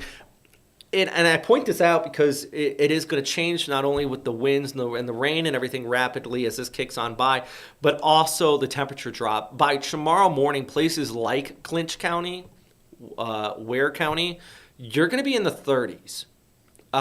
Jacksonville will probably be in the lower 40s tomorrow morning, too. So there is a serious temperature drop coming in on the backside of the storm systems. By the way, if you are just tuning in now, you're watching on FCN Plus, thank you very much. You're watching on Roku or Apple TV or anything like that, thank you. If you're watching on Facebook, it seems like that's the only place I can get direct comments and responses. Let me know. Excuse me, I'm just trying to clear my throat without being disgusting here. Can you go back to the full screen? Excuse me. Thanks, guys. I've been talking for an hour here. It's a little messy. All right. All right, now you can come back to me. Oh, we got this. So yeah, if you're hold on, I just got another push notification. If you're watching on Facebook, I would love to hear from you. Because, like I said, I'm talking about myself here. I want to hear your questions and your reports. Let me know what you're seeing right now. Let me know where the conditions are right now. And also let me know if you have any questions specifically about your area. If you are in Jacksonville, these storms are heading towards us. Give it about a half an hour, and conditions are going to start to change pretty rapidly. Let me read what severe thunderstorm watch. It looks like the watch has been updated. So I'm going to go to this screen. It looks like we've kind of they're dropping some of the counties further towards the west there, where this front has already pushed by. It looks like they still got a severe thunderstorm warning or watch for Ware County. But the watch continuing all along I-10 east of Lake City and back towards the north into Brunswick, which, by the way, shout out to our friends in Brunswick. Looks like conditions changing right now.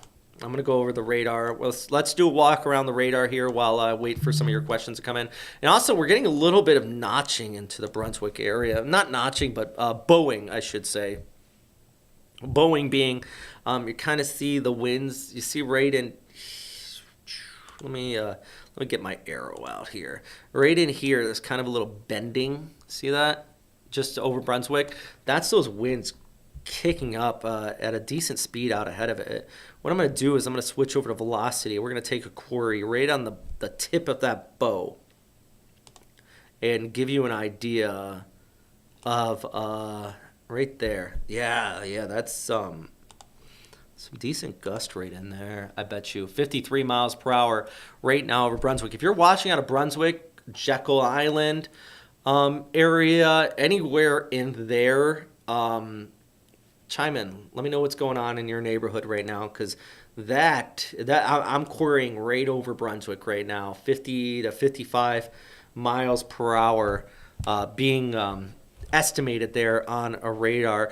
Sandy says in Fernandina, Main Beach area, winds are definitely picking up from the south there, and I totally see that. We can't really query unless we have clouds, because what's happening is the radar beam, you see that sweeping across, that's not just pretty for show. It shows us where the radar beam is right now, and it's hitting the clouds and coming back. So what we're getting is an estimate of basically Doppler radar. This is Doppler radar, the forward motion. So it's taking one scan, and then it hits the next scan, and it's seeing the difference of how far those clouds and those molecules have moved.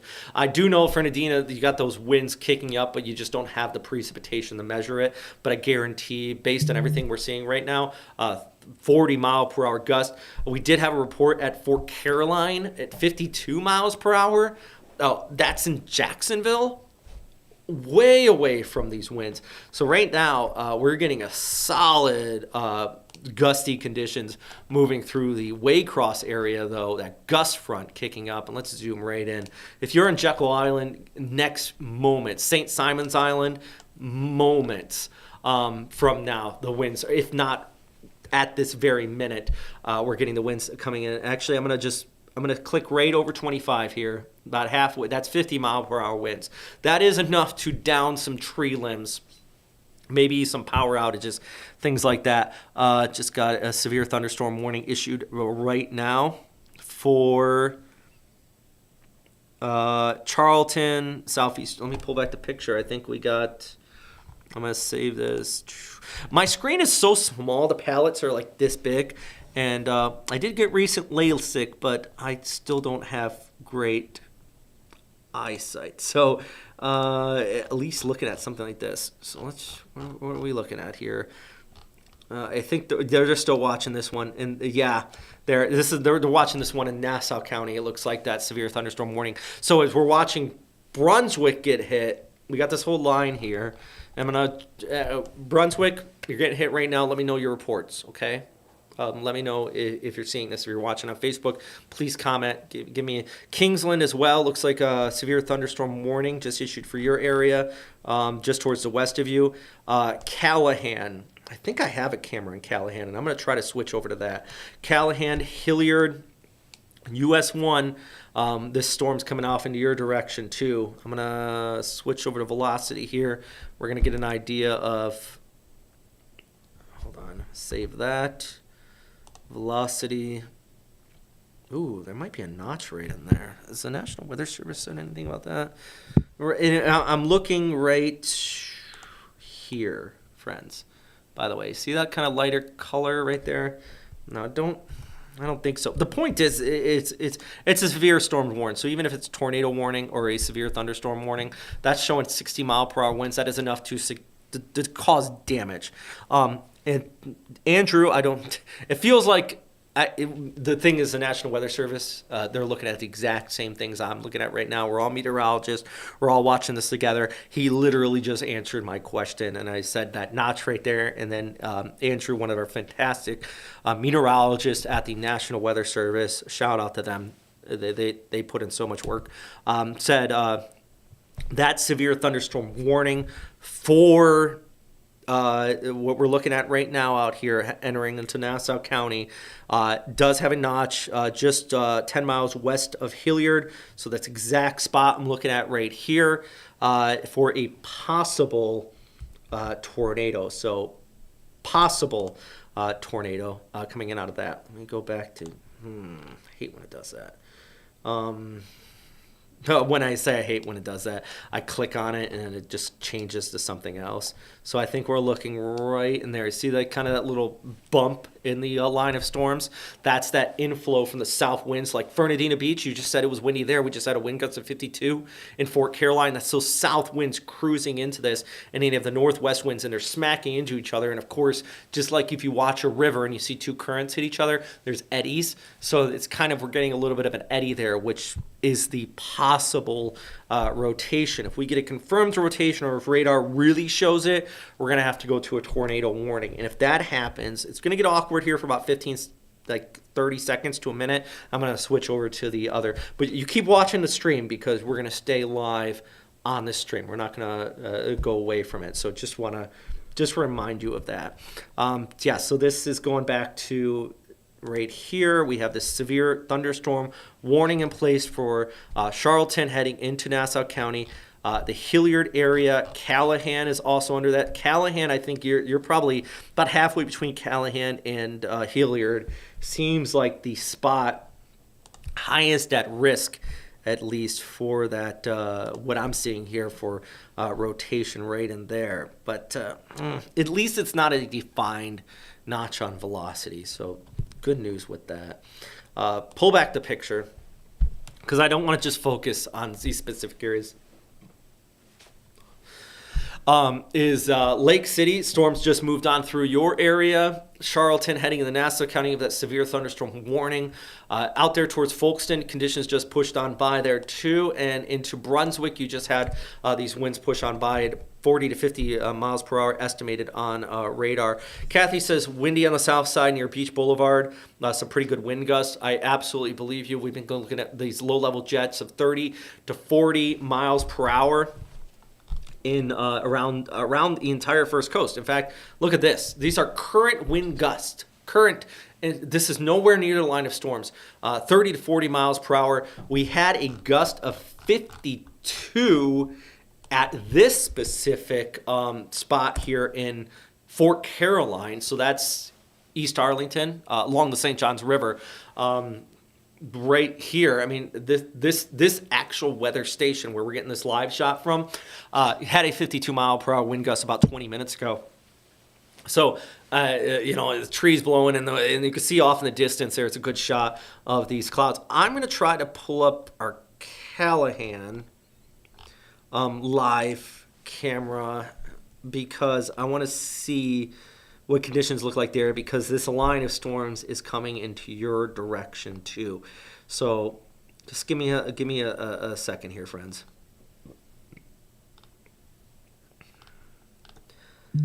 All right, I'm trying to pull up Callahan. I wish our I'm gonna have to go through and alphabetize these cameras so I can pop them up on the screen here, but there we go. Right Hastings, Palaca, got that one. I'm going to remember exactly where all these... There's Callahan. Goodness gracious, that took too long. All right, so pulling that up right now. And while that loads, I'm going to try to read some more of your questions. Hope we get half the Daytona 500 in. I hope as well, Michelle.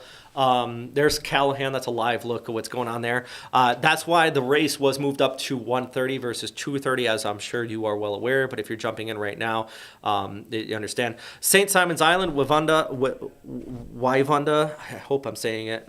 Perkins, just mentioned winds picking up there in St. Simon's Island. Yeah, conditions are going to go downhill real quick here soon in St. Simon's Island.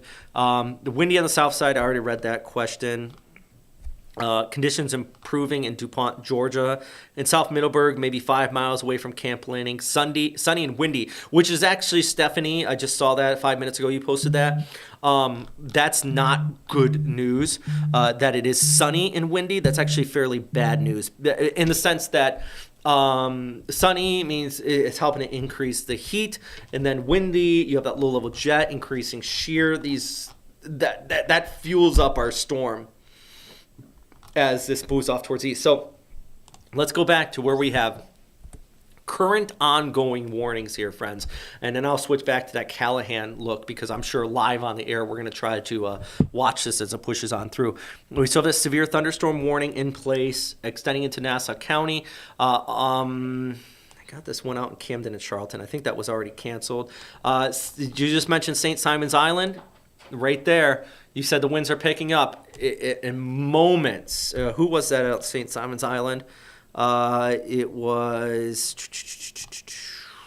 I apologize. I forgot who that was. But you said St. Simon's Island. Winds are picking up there. It was Wivunda. Hard rain now on SSI. Bam. That's it right there. And it's going to last a few minutes. 10 minutes tops. The heavy rain will last. The rain's going to last about an hour or so. The heavy stuff and those gusty conditions are going to hit, then they're going to race east because this thing is moving fast. And that's our main concern right now, is that this is moving fairly quickly off towards the east. Somebody's from St. Petersburg. They said they love Jacksonville. We love you guys too. Thank you very much for watching across the state of Florida here and tuning into our severe weather. And I hope at the very least we're helping at least a few of you here today. I'm not just talking for giggles here for the last hour. I might... by the way, Nick, our director here, I might have to just shut off my mic and stuff off camera just for a moment, only because my computer is... Do we have a plug in here? My computer is getting...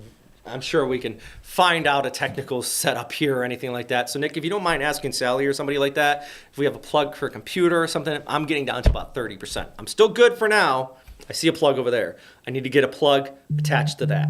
So if we can figure that out. Yeah. So let's go back to this. All right. So, yeah, here's our storm moving over towards Hilliard right now. Callahan just towards the west of you here. We got those storms kind of moving on in. St. George as well. See those... that's moving over right over your area too here. So I'm doing my best to answer some of those questions here live on the air too.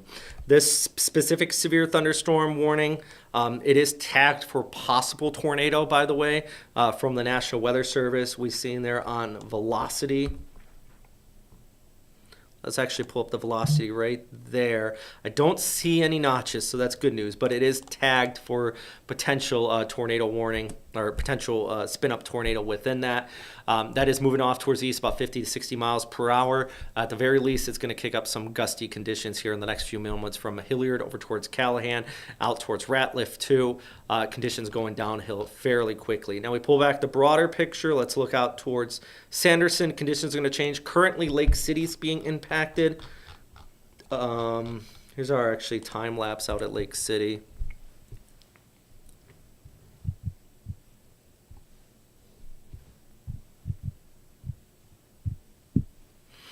Yeah, you can see right there how things change. Watch this. Woof, right there. There's the leading edge of the storm. Right there out of Columbia County. as this pushed overhead, and now it's straight down to zero visibility. That's the leading edge of it right there, and then that's what it looks like coming in right behind it. Yeah. Maybe not even that long. So I might step off the camera here for a second because I have to get my computer plugged in. I'm going to figure out an extension cord setup or something like that here because my computer is going to die soon. What I'm going to do, friends, is I'm going to put up the radar here. But I would like from you is if you're watching, especially on Facebook, ask some questions. Ask what do we got going on right now in your area? Some reports like that. Recap real quick: a weather impact alert in place across all of the First Coast here today. We're continuing to currently track severe thunderstorm warning moving into Nassau County, Hilliard, Callahan.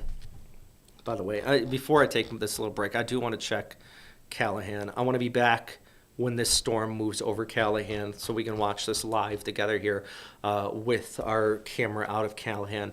But this is severe thunderstorm watch is also in place across all areas north of I-10 until 1 o'clock. Jacksonville, 15 to 20 to 30 minutes is going to move over our area too. This is racing, 60 miles per hour forward motion.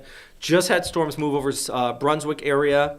St. Simon's Island, Jekyll Island will be next. Fernandina Beach after that. Jacksonville after that. Lake City just had storms move overhead. Baldwin, Sanderson area, about 20 to 30 minutes. You're going to have the storms kick up there. Outside of that severe thunderstorm warning, none of the rest of these are severe, but the potential of rotation in them, we could see some quick spin-ups or anything like that.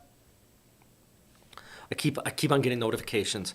Glenn County at North Country Club Estate, 43 mile per hour winds. Out ahead of this, we have southerly winds cranking, which is feeding into this. So it's warming up quite considerably. We're into the 80s across a good portion of the First Coast. With those winds combined to 40 to 50 miles per hour, we had a 52 gust at Fort Caroline. It's fueling up this storm. So we might even get a little sea breeze. So as this gets closer to Jacksonville, we're going to watch this for that potential for some severe weather too, due to that mixing coming in. There's a lot going on, so I'm not going to be gone long. I need to fix this, get a drink, to clear my throat here, and I will be right back before these storms impact Callahan as we continue to monitor the severe thunderstorm warning here on First Coast News Plus, as well as streaming live on Facebook. I'm not going anywhere, so please don't tune off. If you're watching this, we got about 50 people at least on Facebook watching right now. Alice just asked about Fernandina Beach. It's about 20 minutes for Fernandina Beach. Conditions about 40 to 50 mile per hour winds are going to be there. It's going to be a quick punch, and that's this whole line. It's a very linear setup. So if you look off towards the west right now, let's say you step outside. You want to take a moment. Don't turn off the live stream.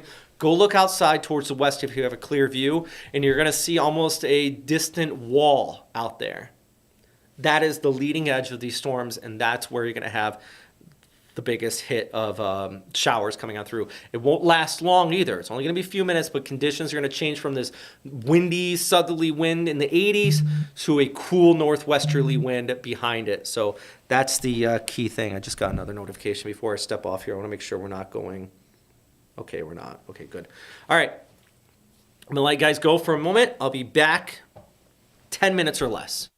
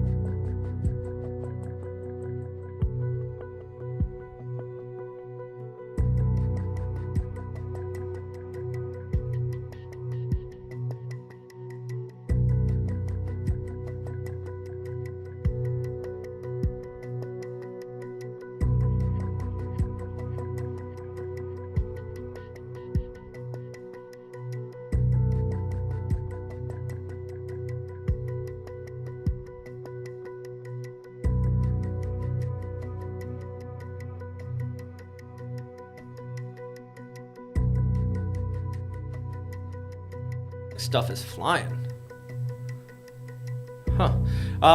Just back after a little bit of break here. Meteorologist Robert Speta, if you're tuning in right now, this is a live look out at Callahan.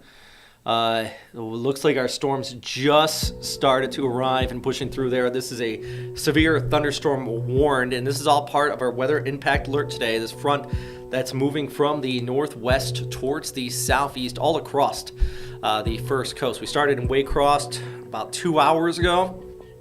Now it's cruising towards the south and east, towards Jacksonville. Good news, this is not packing the biggest punch in the form of, damaging winds, but it is going to be gusty, and conditions are changing quickly. We don't have any tornadoes or anything like that mixed in here either, but we did have a severe thunderstorm warning for the Folkston area out here in Nassau County, or excuse me, not Folkston, where you just saw that live look out of Callahan. In fact, let's zoom right in. That's what we were just looking at, and that's why it doesn't look very pleasant over Callahan. Ratliff is going to be in the next few minutes too. And then Jacksonville, give it 20, maybe 30 minutes. Conditions are going to change rapidly there as well. Let's take a live look again out at Callahan here with you, friends. It looks like the initial gust front's already kicked on through, but what I'm seeing a lot of, and maybe it's kind of hard to see here, it looks like just like leaves and stuff blowing around in this picture. This is a very rural kind of field, so it's a good nature-esque picture, but I'm sure that the town itself also seeing very similar conditions, and if stuff like leaves can blow around, we could be even seeing, lawn furniture. We've also had reports of power outages towards the northwest of this. We've had some gusty winds out ahead of it. And we're still looking at rough conditions here as it pushes towards the south and east. We still have a special weather statement in place, too, maybe not severe, but a special weather statement from all the way down towards St. Mary's into northwestern Duval County, extending all the way back southeast of Lake City, which has also been impacted by this. And currently, McClenny is actually just starting to see, and I do believe I have a camera out at McClenny. It looks like conditions are moving in for your area, too. Once again, if you're watching on social media, on Facebook, thank you very much for everybody that's watching here. Let me know your reports. Let me know what conditions are right now. Is it windy at your house? Is it raining? Is it still sunny? What's the temperature? Give me some information to work with here. I'm gonna try to pull. If I don't have McClenny, I do have Baldwin. Let me pull up the Baldwin camera here. Let's see what this looks like. Right there on the left side of the screen, the storm's starting to move right into that area. So I'm going to leave that one up. We're going to go back to our SatRad, give you a look at what we're talking about here as this moves off towards the south and east. Tracking these storms together here on First Coast News Plus, by the way. We can watch that on Apple TV, Roku, and Fire Stick. Is that right, Nick? Yes, I got this. I'm a meteorologist, not a marketing person, but I try.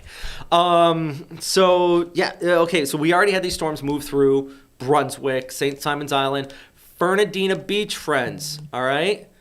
Moments. It's going to be moving into your neighborhood. Let's time this out here. Is it going to be destructive? No. And by no means we're saying that, but I said moments, about 10 minutes. You got 10 minutes in for Fernandina Beach. It is going to be a shot of wind. As you just saw there in Callahan, a good shot of rainfall, gusty conditions 40 to 50 miles per hour. We've been seeing even some gusts even higher than that. It's not terribly severe, but it is enough to knock over lawn furniture, down tree limbs, all of that good stuff. Let's pull back this picture and let's move further towards the south. How about Jacksonville, Oakleaf, and then eventually out towards St. John's and Flagler County, because we're not forgetting about you. This is all coming into your direction as well. Let's look at this, moving off towards the south, and we're going to move it right about there. Volano Beach, 1214. Jacksonville, 1106. We've been saying Jacksonville, I think that's pretty fast. Give it a little bit. Well, that's Jacksonville's airport. That's why it's marked that way. Downtown Jacksonville is going to be a little bit later than that, but the airport, about 10 minutes or less at the airport. But for downtown, give it about 20 minutes. Oakleaf, we just had somebody out there at Lake Butler was asking. It's going to be, so if Oakleaf's 11:20, I would say 11:30 for Lake Butler. Ponte Vedra, 11:40. Volano Beach at 12:14. So St. Augustine, probably closer to 12:30. So Yeah, give it about an hour for St. Augustine. And if it's 12:30 at St. Augustine, this is moving at 50 miles per hour. It would be closer to about 1:30 to 2 o'clock for Daytona, which is important because, of course, Daytona, we have the Daytona 500 going on today. I know everybody's out there.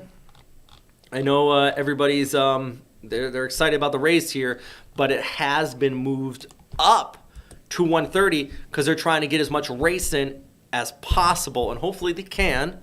But I don't think they're going to get the whole race in. If they get about halfway, I think that they're allowed to. If they have to suspend, it's technically finished. But it is going to be a close call.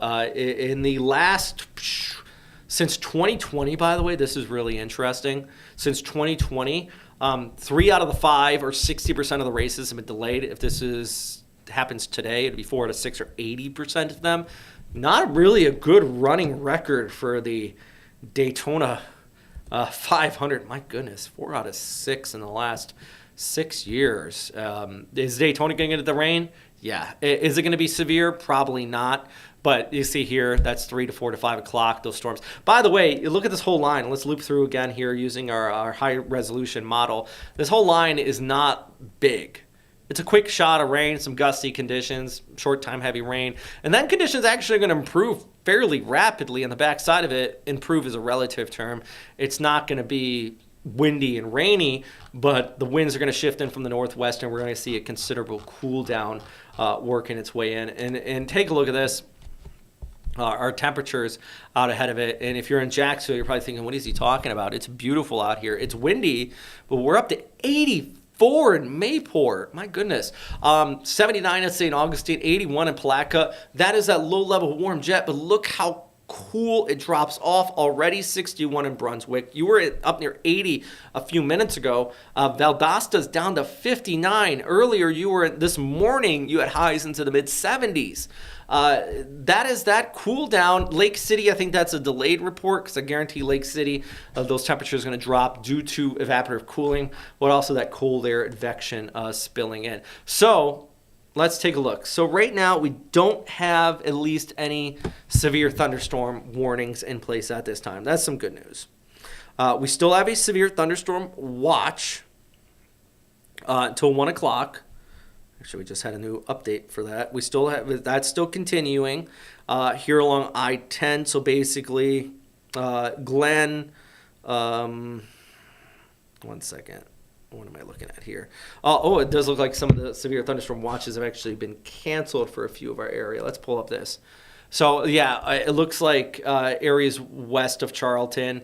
The watch has been dropped all the way back towards Glenn County. So I'm talking about Brunswick, the watch has been dropped. It's because along this line is where the severe weather is. So as it passes, basically the severe weather threat ends. So if you get Hilliard, for example, we were just watching a live look out there in Callahan. The severe weather threat is over there for you. But for Jacksonville, it's still in place. And now our focus is going to change to the Jacksonville area. That's a live look out at Baldwin. You can see actually the rain cloud on the left side of the screen right there moving into your area. And in fact, let's pull up let's go over towards the Baldwin, Sanderson, McClenny area here along I-10. So we're talking about out towards Baker County. I'm going to try to move out. There's Baldwin. You see, the leading edge of this storm kind of starting to pick up right there for you. There's McClenny just starting to get impacted there too.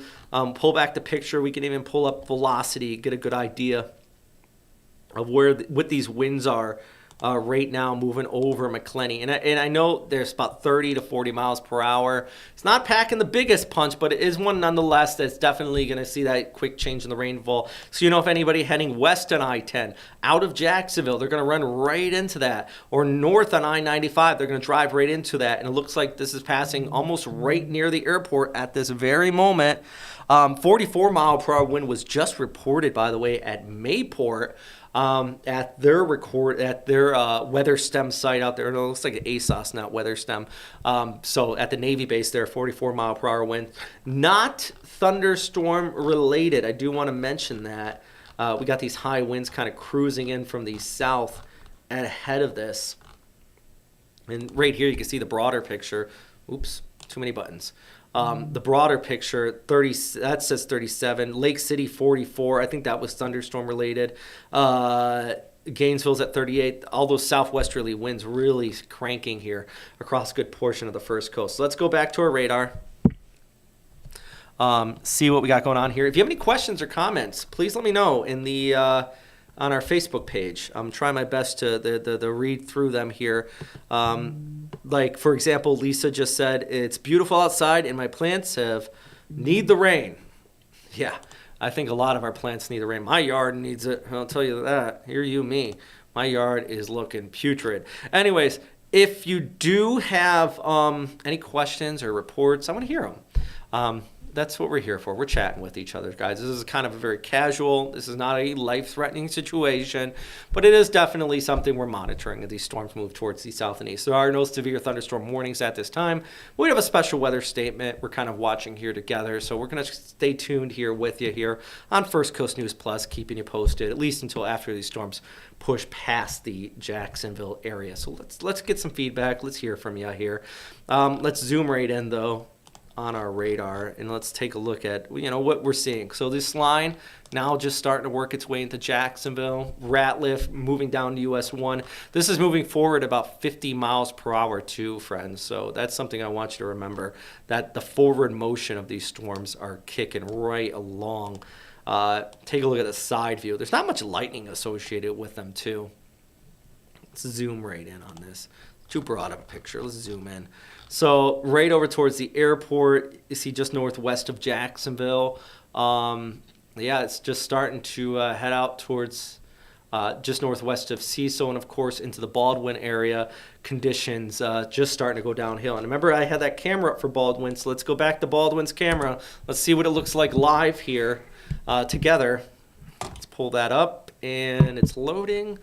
And don't look too bad just yet.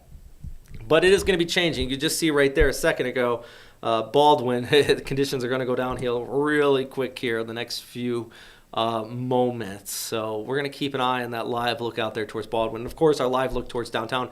Nick, do you have access to our tower cam from downtown? Yeah. Oh, okay. I guess that's a no. We're trying here because I think if we look west on our cameras from downtown, we're probably going to get a very good visual of these storms kicking on through. So there's McClenny, by the way. Like I said, these storms are not severe, guys, but we are looking at 30, 40, even at times 50 mile per hour winds kind of gusting up in there. Looks like just towards the airport. So our friends at the National Weather Service out there in Jacksonville, conditions are going to be changing fairly quickly there too. If you got any flights out there at the airport, it's going to be, okay, where am I right now? I'm all over the place. Let's go back to this graphic. All right, there we go. Out there at the airport, the conditions are going to, so if you have any flights, they're possibly going to be seeing some delays in the next few minutes too. Let's pull back the bigger picture because I'm sure you're curious about Jacksonville and, of course, St. Augustine and further towards the south. And what we're going to do is click this right here. We're going to scroll all the way across like that. We're going to, I didn't zoom out enough. And we're going to get the forward motion here at 50 miles per hour and kind of just prog where this is headed. So just like that. Right, like that, and so Palm Coast 12:30, Gainesville 11:20. I think that's a little bit too soon. I didn't prog it just right there. St. Augustine 12 o'clock. That's pretty accurate. 11:30 Ponte Vedra, so about a half an hour. But closer to Jacksonville, even downtown. About 10 minutes. We're going to see conditions, and I'll hear it right here. I'll let you know when it hits here in downtown Jacksonville. That says 11:11. I think that's a little too soon. Let me zoom back in on this because I think that's a little too soon. Get a kind of a clearer view. Point is, all this shifting towards the southeast. So if you know anybody, or if you're watching the Daytona 500, it's starting at 1:30, but these storms are moving in that direction. I do expect them to near the Daytona area by about 2 to 3 o'clock. So it's obviously going to rain. That will cause a rain delay. Or if you know anybody that's heading down there right now, traffic's already going to be a mess. If you combine that with rainfall, of course, there's going to be extra messy conditions here. I just got another report. Looks like at the Jacksonville International, 43 mile per hour wind just reported there at the airport. So that lines right up with the fact I was just telling you that the airport is now just seeing the leading edge of this, and it's passing right overhead. That initial gust front associated with it passing over the airport here. Give it the next few minutes. If you are on the northwest side of Jacksonville, winds are going to start to pick up here in the next few moments too. And then, of course, as we just said, into Baldwin, conditions going down there. I'm going to pull up one more time our live camera in Baldwin and see. By the way, if you have any questions, let me know. Nicole asked a very good question. Any tornadoes? No. We did have a tornado warnings this morning. Macon, Georgia, back towards Atlanta. But it was actually pretty remarkable that this storm sustained its intensity overnight into early this morning. It kept going. It said, I'm not chilling here. But now it is starting to weaken a little bit. It's starting to lose some of its more significant energy. We've had a few severe thunderstorm warnings, but at least at this time, no tornado warnings. Now, a quick spin up can't be ruled out. In fact, I'm even looking at this right here. We don't have any warnings on this, but let's pull up velocity because there is like this little notch there just north of Baldwin and north of McClenny. That is a little interesting here on radar. I don't see any notches. That's good. If we see a lot of red and green kind of mixed in there, that could be a little troublesome and a little worrisome. But what I am seeing is, what's happening here is this is a lot of inflow. And then we have the outflow coming in from that, just like that. And those two air masses are colliding. So if we get any spin-ups, it would be in areas like this. Right now, this is only indicating 30 to, well, that says 15, 16 mile per hour winds. So it's not the most intense winds. That says 1. I think I clicked on the wrong spot. But there is this gust front, so at least there are 30 to 40 mile per hour winds kind of being seen with this. So let's pull back and let's go back to kind of the broader picture here with those storms now nearing downtown Jacksonville. So what I'm going to do is pull up our downtown Jacksonville camera. We're going to look west off of Everbank Stadium. So this is a live look for the skyline downtown. We're looking from the top, the nosebleed section of Everbank towards the west. Let's see what this looks like. You're looking at this. Oh, yeah, there you go. So that's a pretty good shot there, Nick. That's looking out towards the west of the leading edge of these clouds, kind of working their way in towards downtown Jacksonville. Do we have any events going on downtown today? Okay, good. I know yesterday, we'll see see the change from frame to frame there. That is just how fast this is moving. Yesterday, we did have the police officers event with motorcycle event. Yeah, they had like from all over the country. That would have been a mess if that was taking place today. Thankfully, it was on Saturday versus Sunday. So we don't have any events downtown, but this is just, we're looking out due west, and you can see that leading edge of those storms kicking on in. Let's actually we're going to take a three-dimensional cross view of our two-dimensional view right there. Clouds only going up to 10,000 feet, so it's not the steepest, biggest clouds. We got no lightning in this. The big issue is the gust front with these winds kind of pouring out ahead of it. And in fact, we just got another report from the Jacksonville National Weather Service at the airport of a 48 mile per hour wind from Ben Nelson, one of our meteorologists out there at the Jacksonville National Weather Service. Shout out to Ben. He's working hard out there. Special weather statement also just issued, it looks like, for the Jacksonville area. Special weather statement being not quite I'm trying to show it here. Yeah, western Clay, central Duval County for strong thunderstorms that are going to impact this area here. As this moves towards the east. Yulee as well, moving east at 55 miles per hour. So this thing is cruising right along. And then you could get those winds of 50 to 50 miles per hour mixed in there. I'm going to try to pull up some storm reports here.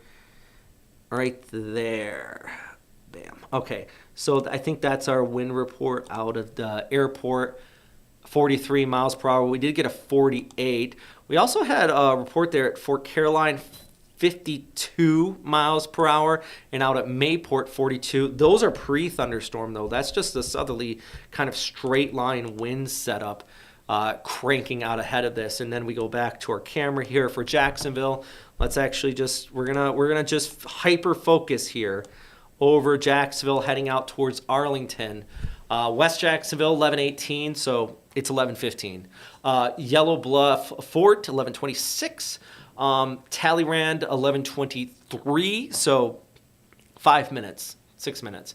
South Side of States, 11:31, out there at Southside Boulevard.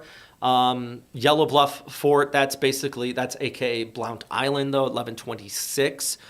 So if you're talking about East Arlington, 11:28. I mean, this thing is moving. So and all those times I've listed it is 15 minutes or less as this moves off towards the east here. Good news, it's not severe, and I don't want you to tune in right now and say he's hyping up this severe threat. It's not.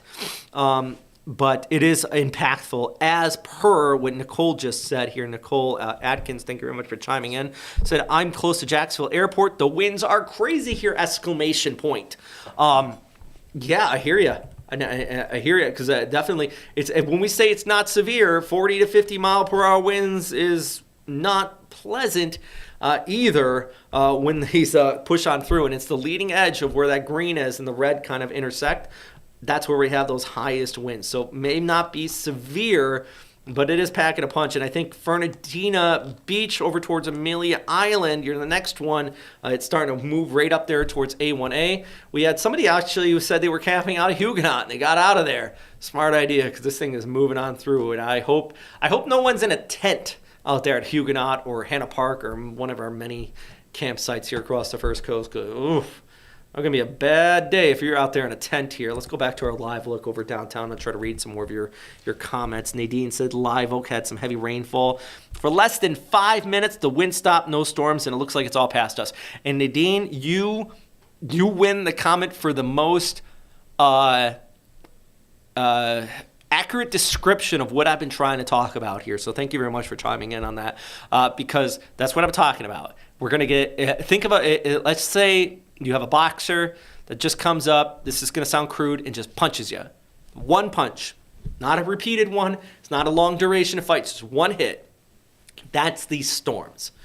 They are coming through with one good slap, and then it's going to keep racing south. It's more or less just a wave washing over us here across the First Coast. It's not multiple waves. It's not a long duration wave. It's a wave. It's just that initial breaker that we're seeing here. That's actually a good way to describe it in the atmosphere, because the atmosphere is fluid dynamics just like the ocean. So we're getting this initial kind of leading edge of a wave forced by that cold air, and it's washing over us, and you're seeing it real time right here in our downtown camera.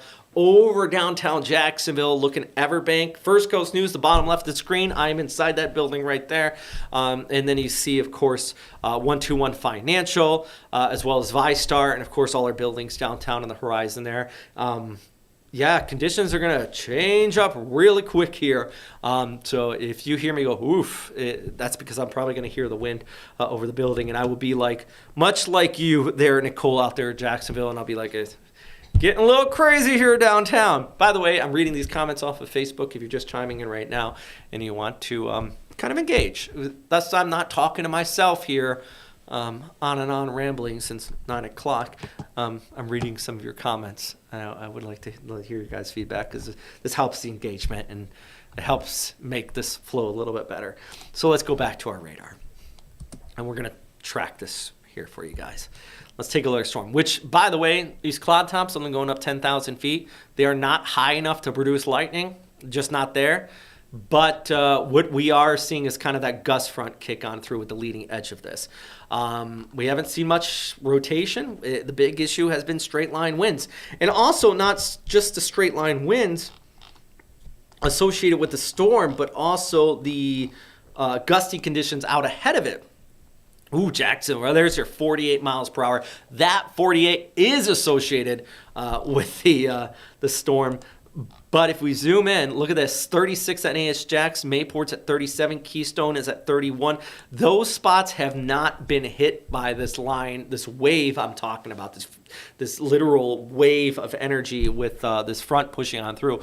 It's the southerly winds fueling it that are coming in from the south, obviously. That's helping to warm things up into the 70s to over towards the 80s that we're getting there. So there's two different kind of factors coming into play here. You have those southerly winds, and then Lake City is at 44 right now, albeit the weather has backed off a bit for Lake City. It is it is still breezy with that northwesterly wind, which is going to help cool things down on the back side of it.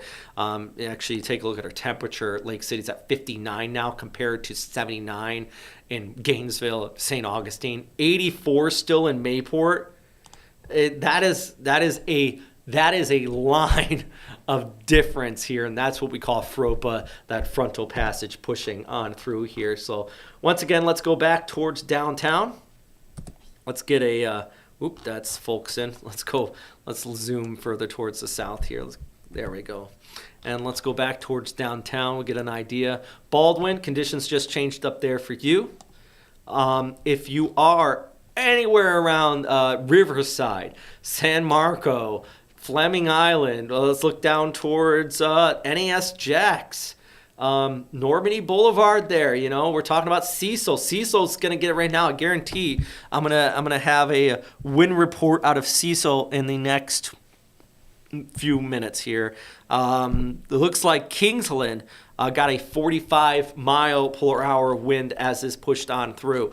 So it may not be severe, but this line is persistent in bringing, 48 was at Jacksonville's airport. This line has been persistent in bringing these gusty conditions. They're not 56 or higher, so they're not super severe, but we are seeing the persistency in these winds. So it's not like no one here in the Jacksonville area is going to go, what are you talking about? There was nothing.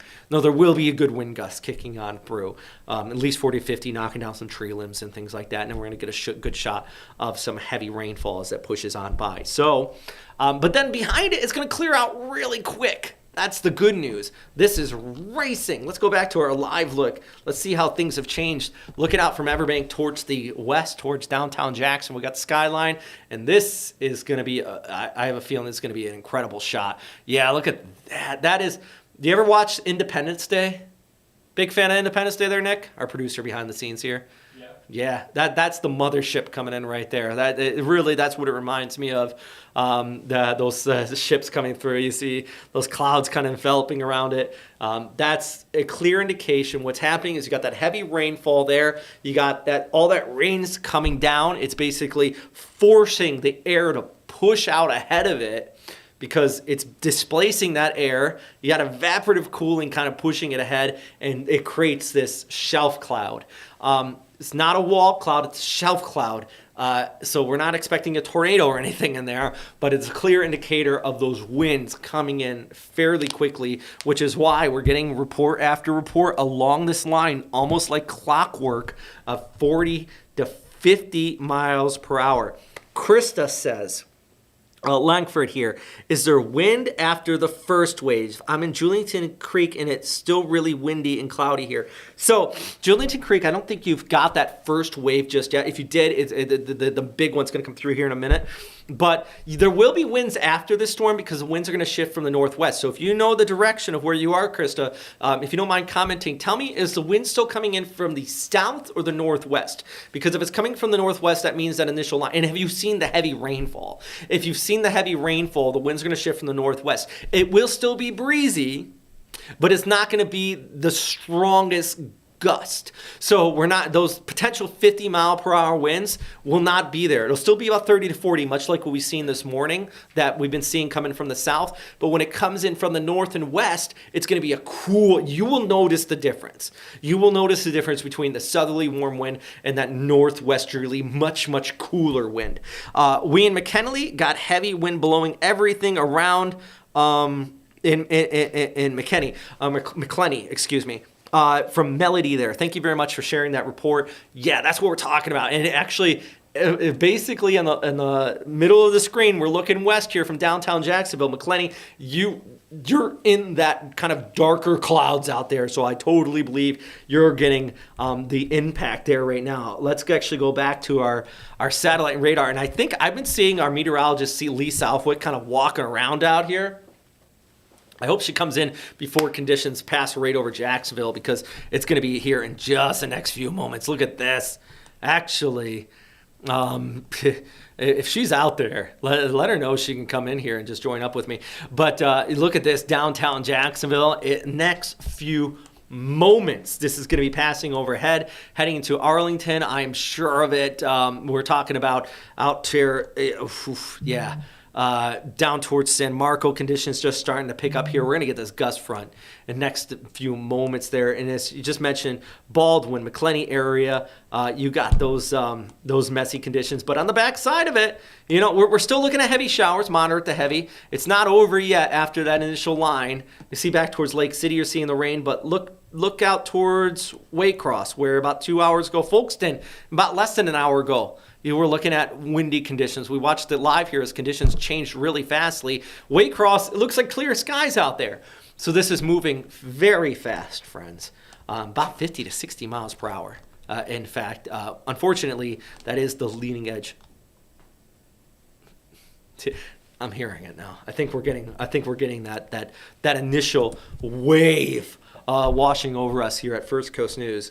Let me pull up the camera. First Coast News is in the bottom left of the screen here. We're getting that wave of initial winds washing over Jacksonville. I'm trying to look closely at this, but boy, that is, as a meteorologist, this is a textbook example of a gust front and a shelf cloud here. So yeah, if anyone's got any other questions, Melody just said, yeah, we're in McClenny. Let me know how conditions are out there. Krista says, thank you. It's still a warm wind right now. I think you said you were in Julington Creek. Still probably going to be a warm wind. You haven't gotten hit by that gust front just yet, so you still got that coming in. I hear the wind outside right now. I wish I had a window in here. I can hear it though here on the roof of the building there on the bottom left of the screen. So we're getting a good solid gust over the Jacksonville area. Let me refresh this image so you make sure it loads up here. I wish we could punch up any of our live cameras, but we got our weather stem here, so that's what we got going on right now. Anyways.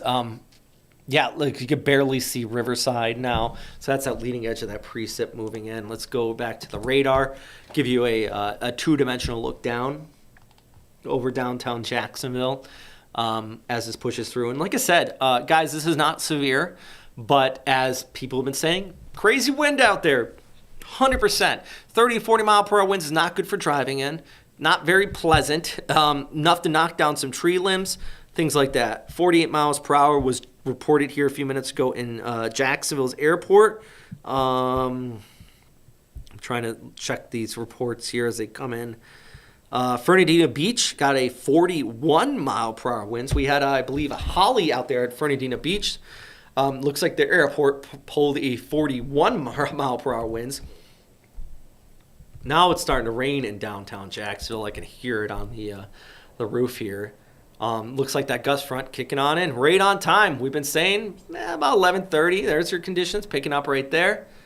Yeah, and it's starting to come down here. So what I'm going to do, since this camera is going to get washed out really quick, is I'm going to bounce our camera a little bit further east. We're going to go out towards Fort Caroline looking due west, where Fort Caroline earlier, about an hour and a half ago, got a 52 mile per hour prefrontal wind that kicked on through.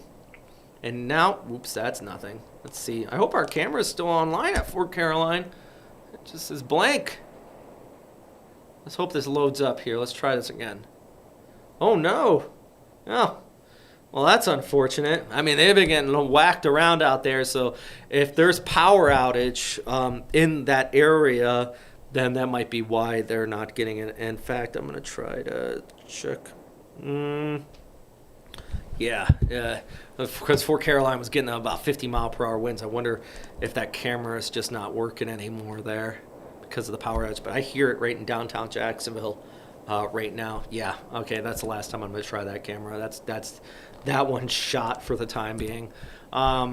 So what I'm going to do is go back to our downtown camera because it is whipping out here right now.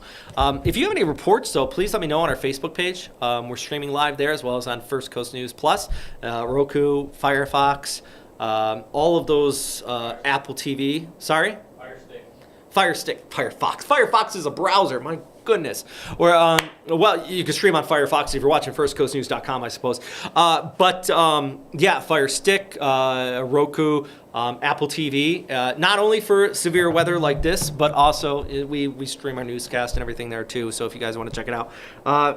RWWM room, I guess, northwest side of Jacksonville, gusting about 35 or so. Thank you very much for sharing your report there. Truly appreciate it. That definitely makes sense. Got that leading edge of this front now working its way into Jacksonville. So that means we're going to switch our attention towards the Oakleaf area. NES Jacks, you're going to get those wind gusts here really soon, heading off into that direction. Orange Park, Fleming Island. You can actually see, if you look closely, Oakleaf's probably getting the gust front right now. That's what kind of this little kind of, you see this line right here? See that? That's actually our gust front. I believe that's our gust front right there. So it's not so much the heavy rain, the yellows and reds. So Oakleaf, Argyle Forest, you're just starting to get the gust front right in there, extending back towards San Marco into Arlington, East Arlington. You're getting some through. I'm actually going to text my family right now because they're about to get hit. Because my son's like, can I go somewhere right now? I'm like, no, wind coming in now. I'm literally typing that at this moment so he doesn't get on the road in the next few minutes. Like, come on, son, watch my live stream with me. He just said, I'm going to leave here at like 11:40, and we're in the Arlington area. Goodness, son. Yeah, but anyways, point is, so places like the Craig area in the next few minutes are going to get it. 295, looks like the Dames Point Bridge, probably getting that heavy rainfall right now. Let's pull back the picture. What we're going to do is we got a forward motion at 50 to 55 miles per hour with that gust front. It's cruising off towards the east. Let's see when this is going to arrive in the Jacks Beach. 11:46. Oh, look at that. Wow, that just shifted already. I have to recenter it. That is frame by frame. This is cruising. So Jacks Beach, 11:45. Mayport, 11:37. South side out there, 11:33. So now, I don't know why it gave me that. 11:52 in the Sawgrass. So, just kind of put out where your area is there. NES Jacks. Probably the winds are kicking up right now. I'm waiting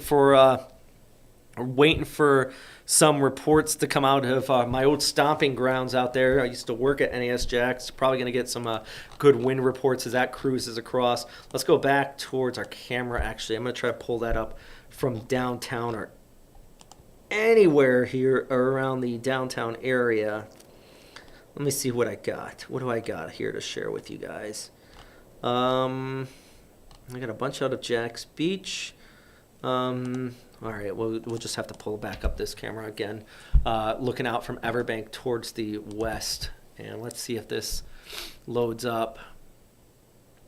And here we go. There we go. So it looks like, see, when I've been talking about that initial wave, already kind of almost pushed past Jacksonville. Look how fast that was. Now, there is still more rain. There is still, going to be cloudy skies. But this thing, that lasted 5 minutes over downtown, if that.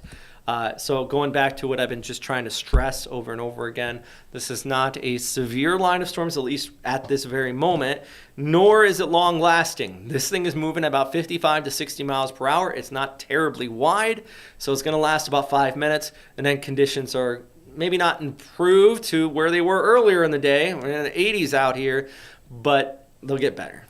So if you are out here in St. Augustine, this is all moving out in your direction. Let's actually pull back the full. Oop, that just popped. Way to make me feel a little bit goofy here. National Weather Service, I just said this is not severe at this very moment. 5 seconds later, they're popping a severe thunderstorm warning. Severe thunderstorm warning just issued until 12 o'clock. So for the next 30 minutes, stretching across eastern Duval County. So it basically looks like JTB towards the north into Amelia Island and back towards downtown Jacksonville. So if you're anywhere in there, so if you're in Arlington, South Side, Jacks Beach, Atlantic Beach, of course, Mayport, Ponte Vedra, all under a severe thunderstorm warning right now due to these high winds. So, yeah, it's evolving situation. They're saying 60-mile-per-hour winds and hail. Let's see if I can I'm going to try to pull up our hail tracker. Is this okay, that's not showing hail. They're saying 3/4 of an inch hail. Oof, okay. All right. I'm going to keep an eye on this cuz that would be if we got 3/4 of an inch, that's quarter size. Or we're talking about a solid hailstone if that's the case there. So, something to watch out for. But that's till 12 o'clock as this races off towards the east here. Let's pull up our radar again. Right there. So I'm going to pull off the polygon so we can zoom right in on this. So yeah, Atlantic Boulevard, Wonderwood. It looks like this is just passing over Beacon Hills there, so the Hidden Hills area. Chupanquan Preserve, Fort Caroline. I wish we had a camera was still running. Looks like the power went out there. Extending back towards Southside, Sandalwood. All of this. Basically, if you're curious, if you're in Duval County, and you're thinking, am I going to get hit? Yes. St. Johns County, Flagler County, yes. The storm's coming, guys. This whole line, it's not going to last long, but you are going to get the rainfall. And all of this, by the way, it goes back to one of the big things of the day is all this is shifting east. So Daytona by 1:30, 2 o'clock, it's going to be there. The race starts at 1:30. Ugh. I know I did push this a little bit up, so let me move this back. Probably closer to 2 if you look there. And now it says, it's not showing Daytona.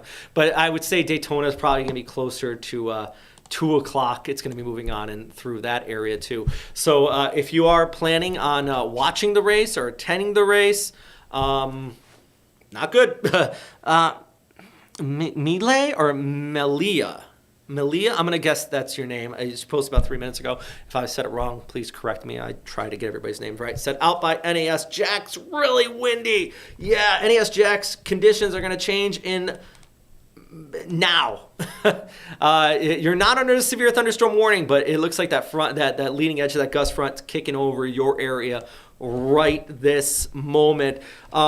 Melody says, everyone, please stay safe out there. Thank you very much, Melody. And I hope that for the last 3 hours we've been on this live stream, I hope we've helped at least one person stay safe. And if anybody says that, like, hey, I wasn't aware that it was going to be messy, I hope we helped you guys out. Make sure that everybody's staying safe there. We have a weather impact alert. We actually put that out on Wednesday for today. So well in advance saying this was going to happen. We almost timed it to the minute here several days ago. But if you were still caught off guard, and I understand, hopefully we've helped a few people out here. So, yeah, if you guys get any questions, though, or comments, please let me know in the comment on our Facebook page here. We're trying our best to keep you guys informed and posted on what's happening with this storm. So let's zoom back in. Mayport, also one of my old stomping grounds. That was my first station. I was out there at the tower working with the Navy, young little airman Speta, urographer's mate, third class when I left there. 12 o'clock, still got the severe thunderstorm warning in place, but don't let that fool you. Mayport, it's going to be in the next few minutes. That 12 o'clock time frame is more so for Ponte Vedra. Atlantic Beach conditions are going to change up really quick here. Remember, this is for 60-mile-per-hour winds. Possible, enough to down tree limbs. You might get some power outages, things like that. Nick, I just saw our other meteorologist, Lee Southwick, walk by. If you don't mind letting her know that if at any point, it's no rush, but at any point she wants to jump in and we could talk to each other and stuff here, feel free. Yeah, and it's no rush. We still got this handled. Enhanced winds over eastern parts of Duval County at this time. Measured winds of 45 to 50 miles per hour have been reported. Could be severe levels based on radar. And in fact, let's just pull up our radar real quick here. And yeah, I can see it. Actually, right near Mayport. Let's look at this. 60 miles per hour. Looks like right around Huguenot area. I just measured it right there. And then right here, that is the near Atlantic Beach. We're getting 45 to 48 miles per hour. We actually just got a report of 50 miles per hour in downtown Jacksonville. So where I am, I think that came from the weather stem camera that we've been watching over downtown, the one on top of Everbank Stadium. I think that's where that report came from. 50 mile per hours in downtown Jacksonville was reported as this pushed on by. And right now, this is still severe warned. And based on radar, we're seeing 50 to maybe 60 miles per hour now nearing Neptune Beach, Jax Beach, which, you know what? I'm going to pull up our Neptune Beach camera. We're going to get back into some of our cameras here as this cruises off towards the east. So anywhere along our beaches here, friends, this thing is moving as it has been all morning forward at 55 to 60 miles per hour. Let's hope that no one is out there on the pier right now. Let's see. Or at least near the Jax Beach area. We got a live look right now. This is looking south from Jacksonville Beach Pier. Oh my goodness, there's too many people out there. I hope, I'm not trying to make light of it. I just, do you see there's kids playing in the water. This is what stresses me. So we're going to watch this live and hopefully people, I can see the wind kicking up right now. You can actually see the sand starting to blow. And I see the palm trees starting to kick up there too. And on the right side of the screen, we're going to see this live here together, friends. Those clouds are going to be building in. So we're watching this live here together. We're going to go back. Remember, a severe thunderstorm warning is in place for pretty much all of Duval County. The leading edge of these storms are now nearing Jacksonville Beach. You see Jax Beach right there. Mayport's got it right now. This is until 12 o'clock. Stretching, it looks like it's just starting to cross the intercoastal. So hopefully, yeah, actually somebody just said, wow, those people are in for a shock, Krista just said. I agree. Somebody said, Matthew says here, I'm worried about power outages, like internet at my house in the Arlington area. I haven't seen any reports, but I would, there's definitely the potential. Specifically where I live, it's a lot of woods there, and it seems like every time you get a good gusty wind, the power goes out. So, I think that there is the potential, I'm not saying widespread power outages, but there is that potential of the power going out in Arlington. I mean, the 50 to 60 mile per hour winds is enough to knock down a tree. And unfortunately, if a tree falls on your power line, it's going to go out. And so there is that risk there. Not saying, devastation or anything like that, but definitely the chance is there. Still got kids out there playing in the water. 3 minutes. They got enough time if they turn and booked it to the car right now to get in their car. I can tell you that. It looks, there's just people out there for a casual stroll. I'm not trying to make funny light of this situation, but they are, as Krista just put it there a few moments ago, they are in for a shock here in the next few minutes. We're going to talk about the bigger picture here in just a moment, but I want to focus on what's happening out here at Atlantic Beach. Atlantic Beach probably just a little bit further towards the north, getting hit right now with this severe thunderstorm. Mayport, yeah, you can see right there. So it looks like it's just crossing the Atlantic Beach Bridge there, just past Hodges. So a place like Kernan already getting into it. North side, so A1A over towards Mayport. Hopefully nobody's standing watch out there in those ships. They got some messy weather. Atlantic Beach is getting right now. Neptune Beach. It may feel okay, but over those dunes, clouds coming, friends. San Pablo, just starting to see it, but those gust fronts are already kicking up. Look at South Side back towards Beach Boulevard and, of course, JTB. All right, let's go back towards Jax Beach, Neptune Beach. Severe thunderstorm warning. Velocity indicating, let's actually, you know what I can see, what we can see together here, if we pull up the velocity, you can see exactly where the leading edge of that gust front is right there. See, it's just west of Neptune Beach. Look at that, right at Atlantic Beach. That actually doesn't look great. Meteorologist Lee Southwick just walked in. Lee, we are watching together here as kids play next to the pier at Jax Beach. Oh, man. Kids are in Jax Beach at the pier right now? Yeah, so let's pull it up. This is a live look right here at Jax Beach. Look at the clouds cruising right on through. And we got, looks like there's less people than there was 3 minutes ago. That's good. Hopefully the dark clouds, give you that hint. Yeah, that hint. But, I mean, we see there's several people just entered frame from the right there. They're walking out towards the water. This is why we issued a weather impact alert day, hopefully giving people that heads up to not go to the beach during this time period. I do see that as of a minute ago, they even continued that severe thunderstorm warning for hail and winds of 60 miles an hour. Yeah, see that. So still in Atlantic Beach, it looks like just starting to get the leading edge of this. Neptune Beach, by the way.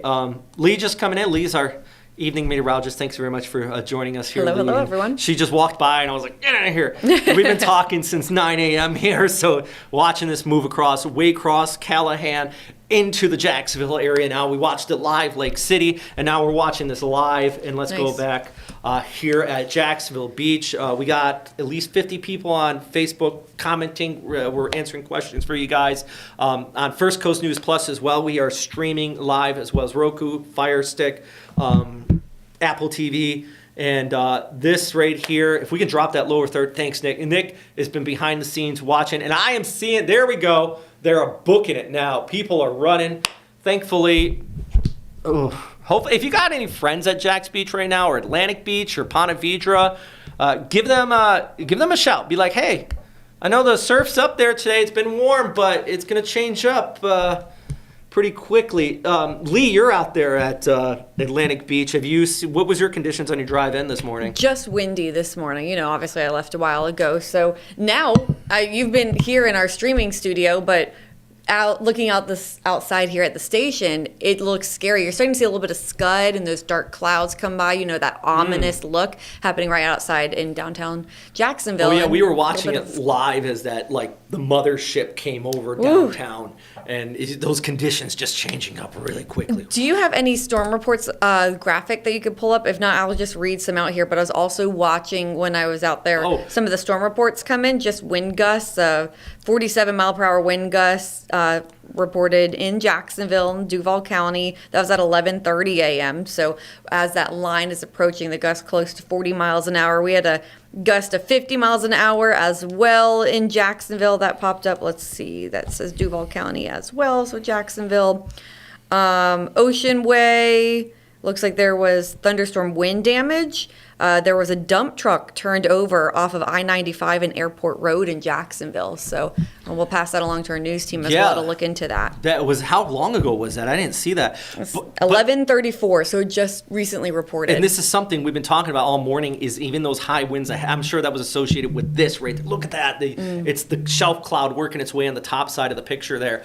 And it looks like the beach is being evacuated there. That's good. Good. But we've been saying all morning, those high-profile vehicles, especially, we've been really stressing RVs heading south. Oh, my gosh. Towards Daytona. Yeah, that's a great point. That's scary. The high-profile vehicles could get impacted. We just got a 50-mile-per-hour gust, or actually that was from earlier, with downtown, our weather stem camera.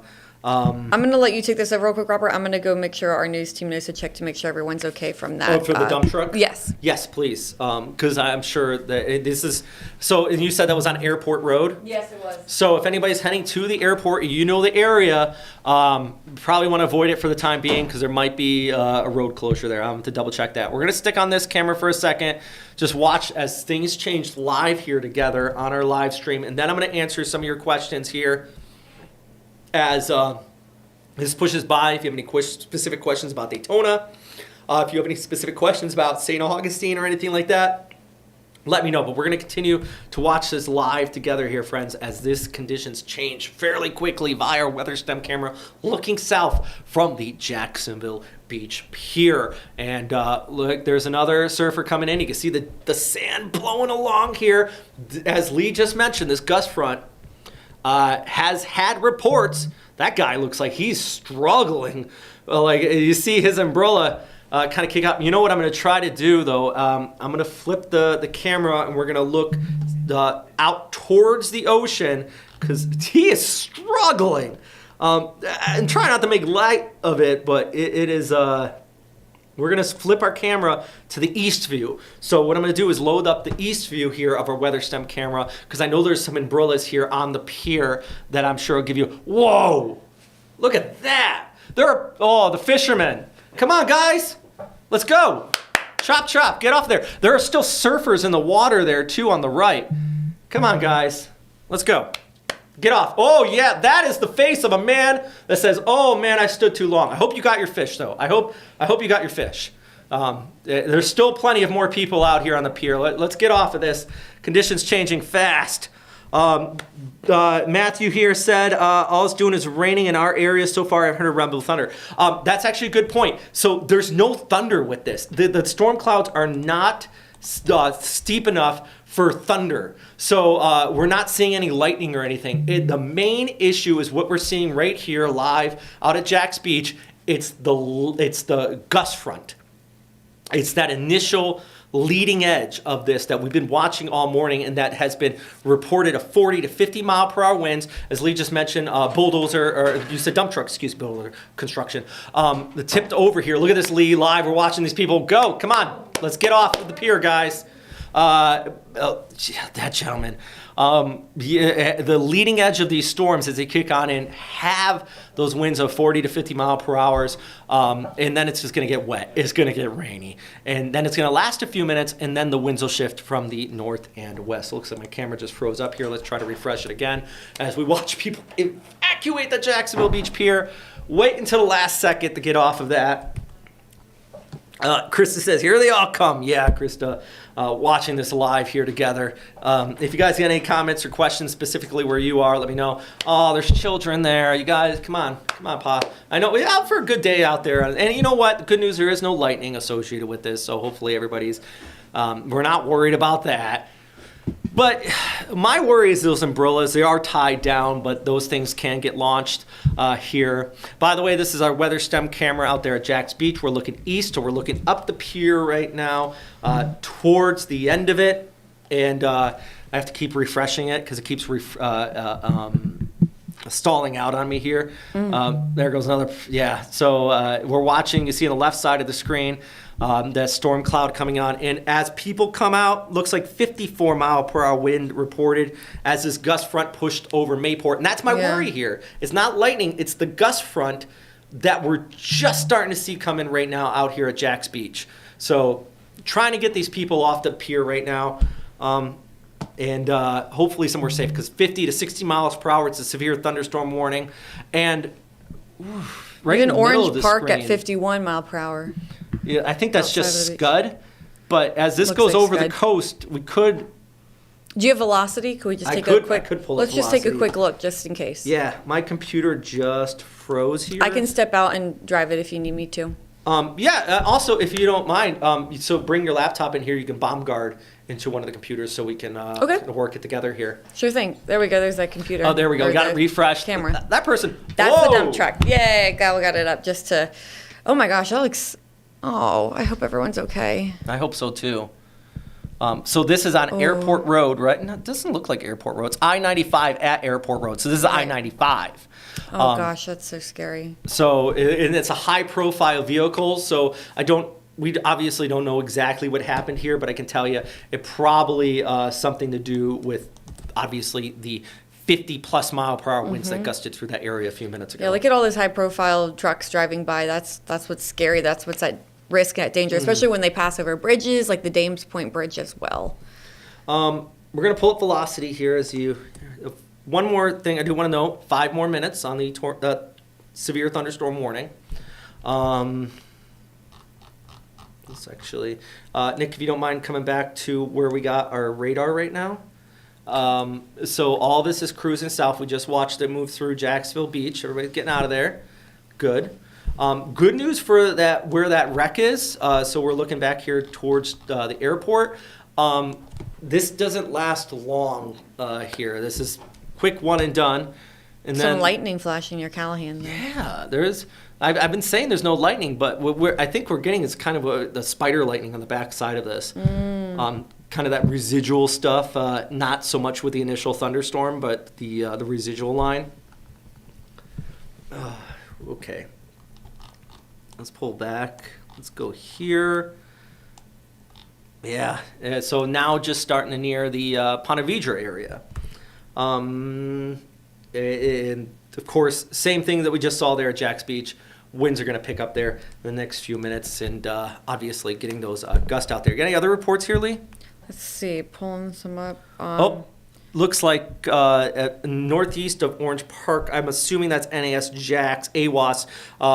They got a 51 miles per hour. Yeah.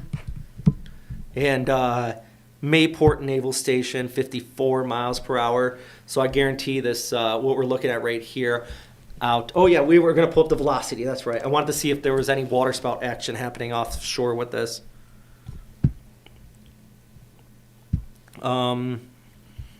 Okay, let's pull that up. All right, there we are. Okay, one too many buttons. I don't know what just happened there. Let's go here. All right, so now good news, there is no kind of rotation offshore. I'm not seeing anything that would indicate that. Main indication we're continuing to see is this gust front, obviously, that we've been seeing, which is this just quick shot. The way I've been describing it all morning, Lee, is see how kind of short this is right here? Like that area in red is the initial gust front, which, 30, 40 mile per hour winds mixing that. I've been saying it's like if you meet a boxer that's in a bad mood and he just hits you once. It sounds crude, but I think it gets the point across, doesn't it? Like, yeah, or a wave, like one wave, not a series of waves, just one wave washing over you, and then behind that you get a couple little waves. That's a rain. Is it one big powerful wave? Yes, one big powerful wave. So it's this initial gust front, and then after that, things kind of. Yeah, they're still there, but they're backing off a bit. Right.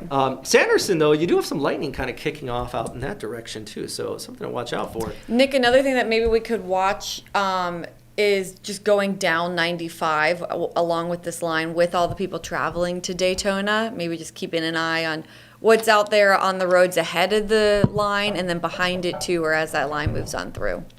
Just something to watch later. Look at all those lightning flashes there, too. Yeah, I see that over towards Sanderson. Or just on the back side of this, that cool air perfect mixing line. in. Let's see if I can pull up. I think I have a camera in. And what about our winds? Do you have a wind graphic, too, or gusts? Just to see what we have going on with that? Yeah, because this is just something we've been watching all morning is these strong south winds coming in ahead of this. Right, the wind advisory that we is that still until 7 o'clock tonight, I believe. Yeah. We expect the winds to, of course, calm down once this moves on through somewhat, but still staying breezy. Even tomorrow, the breeze sticking around, making it feel chilly. All right, look at that, 40 coming in for NAS Jax. We, of course, know we got that report of 51 for NAS Jax. There's that Mayport at 54. And even places like Palatka, 33. And as Lee just mentioned, this is all prefrontal. Actually, a line of storms is right in there where I just drew that arrow. So where you're seeing the wind barbs coming in from the northwest, that is after the front, and the stuff coming in from the south is before the front. So in St. Augustine, actually, it's a south wind, and it's 81 degrees. Yeah, there's a temperature. Yeah, I want to see that temperature divide. I'm sorry. I click it sometimes and it double clicks. It's weird. It's technology. So we're trying to load this back up here, but it was, 81 in St. Augustine? Dang. Same for Palm Coast, 82 Palatka. Meanwhile, now that the rain has moved through, Jacksonville's at 61. Lake City, 59. It's a stark difference. And this is fueling up our storm, right? Mm-hmm. That's why when I was leaving my house this morning, I saw lots of sunshine out there, breezy, but lots of sun, which isn't a good thing on a severe weather day. A lot of people are tricked by that. They say, oh, it's a beautiful day. What were they talking about? But all of that extra heat out there, temperatures in the 80s, that's extra fuel for storms too, which sometimes can lead to stronger storms. Luckily, knock on wood, not seeing any rotation right now, but that's just something that if you have a tornado setup, you don't want to see the sun before that line of storms arrives because it helps fuel tornadoes. And there we can see our gust front now moving south away from Jacksonville Beach. So this is how fast it's going, guys. It is here, and then it goes. You can see the palm trees, though, in the background swaying in the wind, and kind of see the sheets of rain over the water. The choppy. Could you hear that? Over our heads here in downtown, you can hear the rain, sheets of rain hitting the roof above us. Yeah, it's still going out here. Do we have a downtown camera? We do. I can flip it over here. It's probably just going to kind of give us that solid layer of clouds. Let's see if I can pull it up. The one from the top of Everbank. Ponte Vedra now getting that heavy rain down through Mandarin. So that means places like Nocatee and eventually St. Augustine, you're up next. And I'll pull up our camera shots out at St. Augustine. We got one out of Volano here. I'll switch over. Yeah. Woo! That's what it looks like downtown. Ugly day. A bit wet. Don't have any outdoor plans. Just try not to. Yep. Let me... And we're not saying cancel for the rest of the day. Give it a couple of hours, and it will still be breezy. You'll feel temperatures starting to drop slowly, but the rain will be done. I've heard Robert press that home to you all too, but it's not an all-day rain event. Just give it a few hours. It's just right along that leading edge. That's what can be dangerous.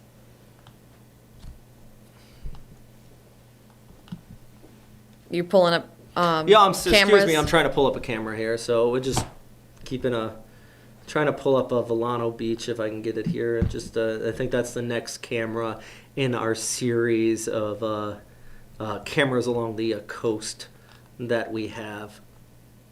So let me see if I can get it here. There we are. All right. So let's pull that up, and it's probably not going to look all too bad there right now. Right, because it's not there yet. I wonder if we'll see people. Oh yeah, looks nice. And look at everybody here. So we're going to do the exact same thing here that we just did at Jack's Beach. In the next few minutes, you're going to see people running to the cars. I don't enjoy this because, guys, I wish everybody. We put out this weather impact alert on Wednesday, and I know everybody's watching. I get it.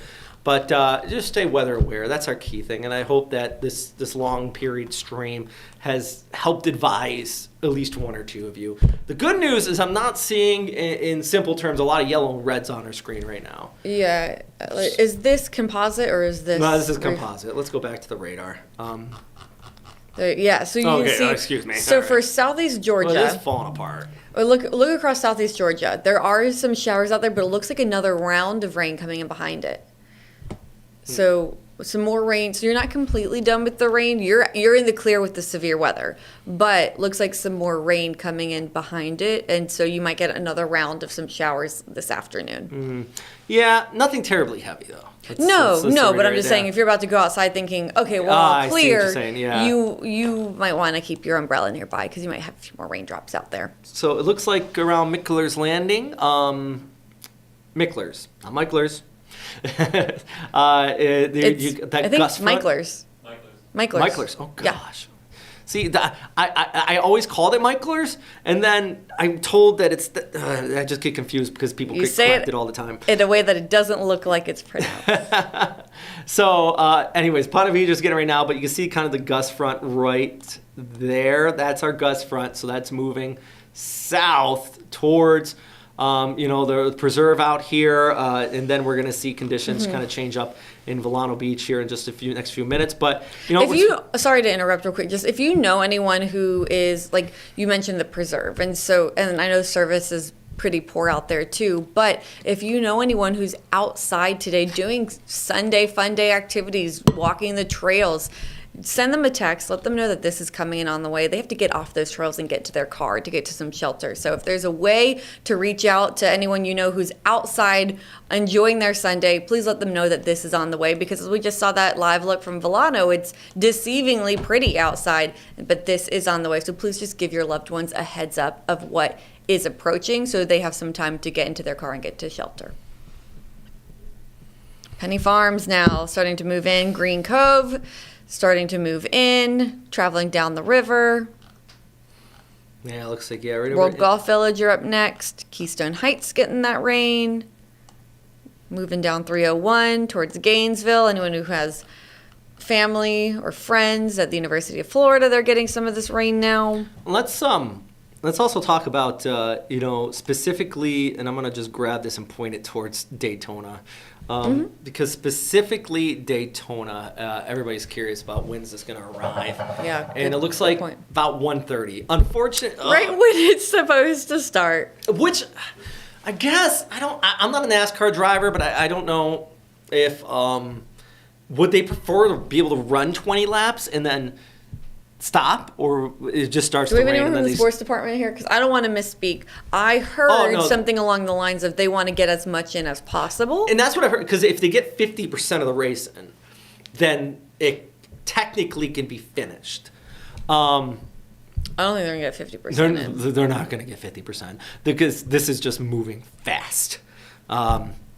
55, 60 miles per hour. I mean, originally we were expecting this to show up in the early afternoon, like back on Wednesday, but since overnight this just kept going fast.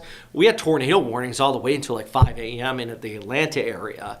Wow. So this just kept its energy and its forward motion. So it's cruising, and I hope they get some racing in, but they ain't going to get halfway. I think it's a positive sign right now, again, knocking on wood, that there's no severe thunderstorm warnings up. Let's see what we have here. Yeah, last storm reports came in almost 20 minutes ago. Yeah, it's still going. It's still going to change things up, and it's still going to be looking kind of messy in St. Augustine in the next. If you are in St. Augustine, 12:30. So give it half an hour, St. Augustine, you're going to start to see conditions go down a hill there as well. Do want to watch, Volano Beach, because I think that they're going to, our live camera out there is going to see it. Do we have a camera at Keystone? No, I don't think so. I think our next good camera is out there at Volano Beach. And you can see on the left side of the screen how things are kind of changing up. Fire truck's ready to go. Okay. I wish this camera always freezes on us. This is nothing it's not new, really a good live. Yeah, no, it's good for a snapshot though. You guys are kind of seeing behind the scenes here as we work. We kind of know the quirks of each of our cameras. Seth's just asked, "What's this about?" I just got on. This is about these storms, guys. No, for real though. Thanks for tuning in. You're doing the right thing by getting caught up to date. Yeah. And that's the key thing we've been talking about, this staying weather aware. So we got this front moving across the first coast from early this morning. We've been watching this around the Atlanta area, pushing towards the south. It has been cruising along. We originally started watching it Waycross area and then moved over Jacksonville about an hour ago. Now continuing to cruise towards the south, towards the St. Augustine, which in about 20 minutes is going to move over St. Augustine. The severe weather threat, I think, is done. We don't have any watches. We don't have any warnings. Do we even have any special weather statements in place anymore? Let's see. I don't see any. We have a marine warning. Yeah, we do have a special weather statement for 40-mile-per-hour winds stretching from Gainesville back towards Green Cove Springs and Ponte Vedra. Yep. So that's basically the initial line of this. It's going to get a little breezy on the initial line, but it's not going to be anything too crazy. And then, of course, St. Augustine, 20 minutes, so you'll probably see about 30, 40-mile-per-hour winds. So you got anybody out there enjoying St. Augustine? It's a nice Sunday. Well, you just said a moment ago, Sunday fun day. If you're out there having a good old time, I think, find a restaurant. I doubt you're walking around St. Augustine with your phone up watching us right now. And if you are, thank you. Cool. Yeah, really.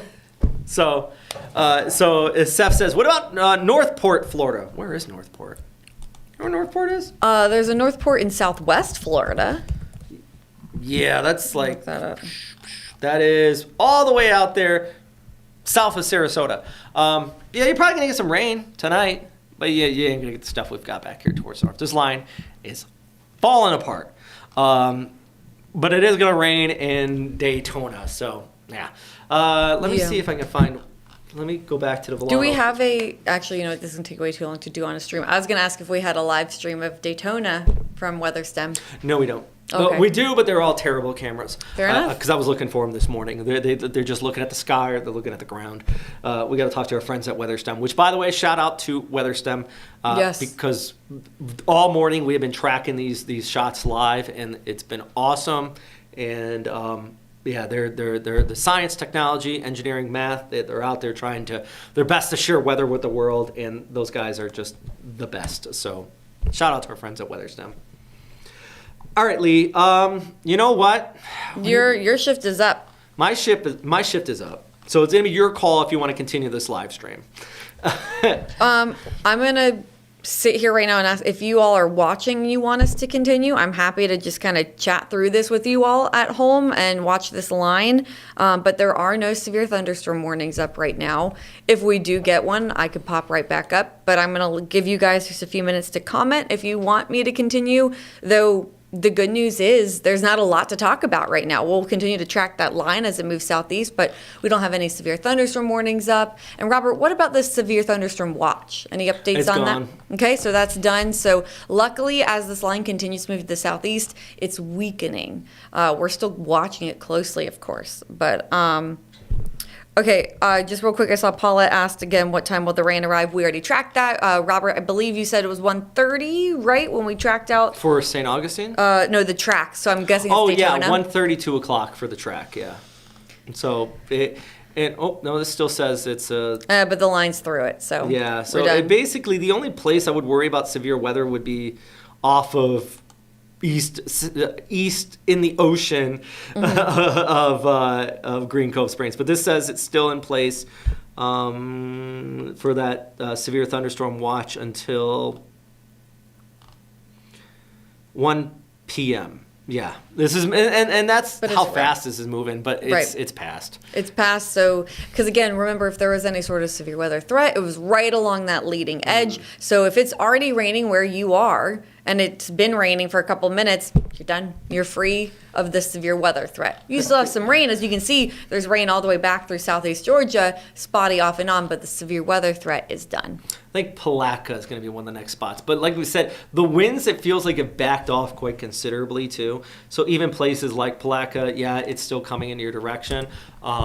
It's going to be a good solid gusty spot there. And then, but I think the 50 to 60 that we saw in Jacksonville, behind us, friends. We're done with it. Thank goodness. All right. So I am going to step off then. Yep. And okay. I have no one. I just thank you all for thanking us for the coverage. We appreciate you tuning in. We really do love when you tune in with us and stream, because we enjoy doing this and being there for you all as well in any way we can. So we also appreciate your feedback.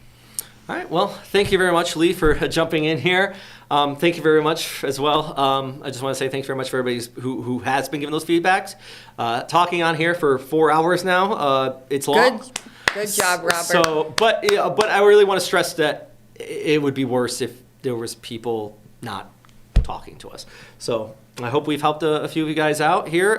St. Augustine, you're going to be next to get some rainfall, but it looks like as any chance of severe weather it's past us. And always remember, so if there's a severe thunderstorm warning, I'm going to be right back here streaming it for you. If there's a tornado warning, we are on air. You can stream that. You can turn on your TV. And so Robert's going to leave and rest his voice and get some much deserved rest, and I'll be here watching it for you all. Always, of course, you can reach out on social media, email, all of that as well.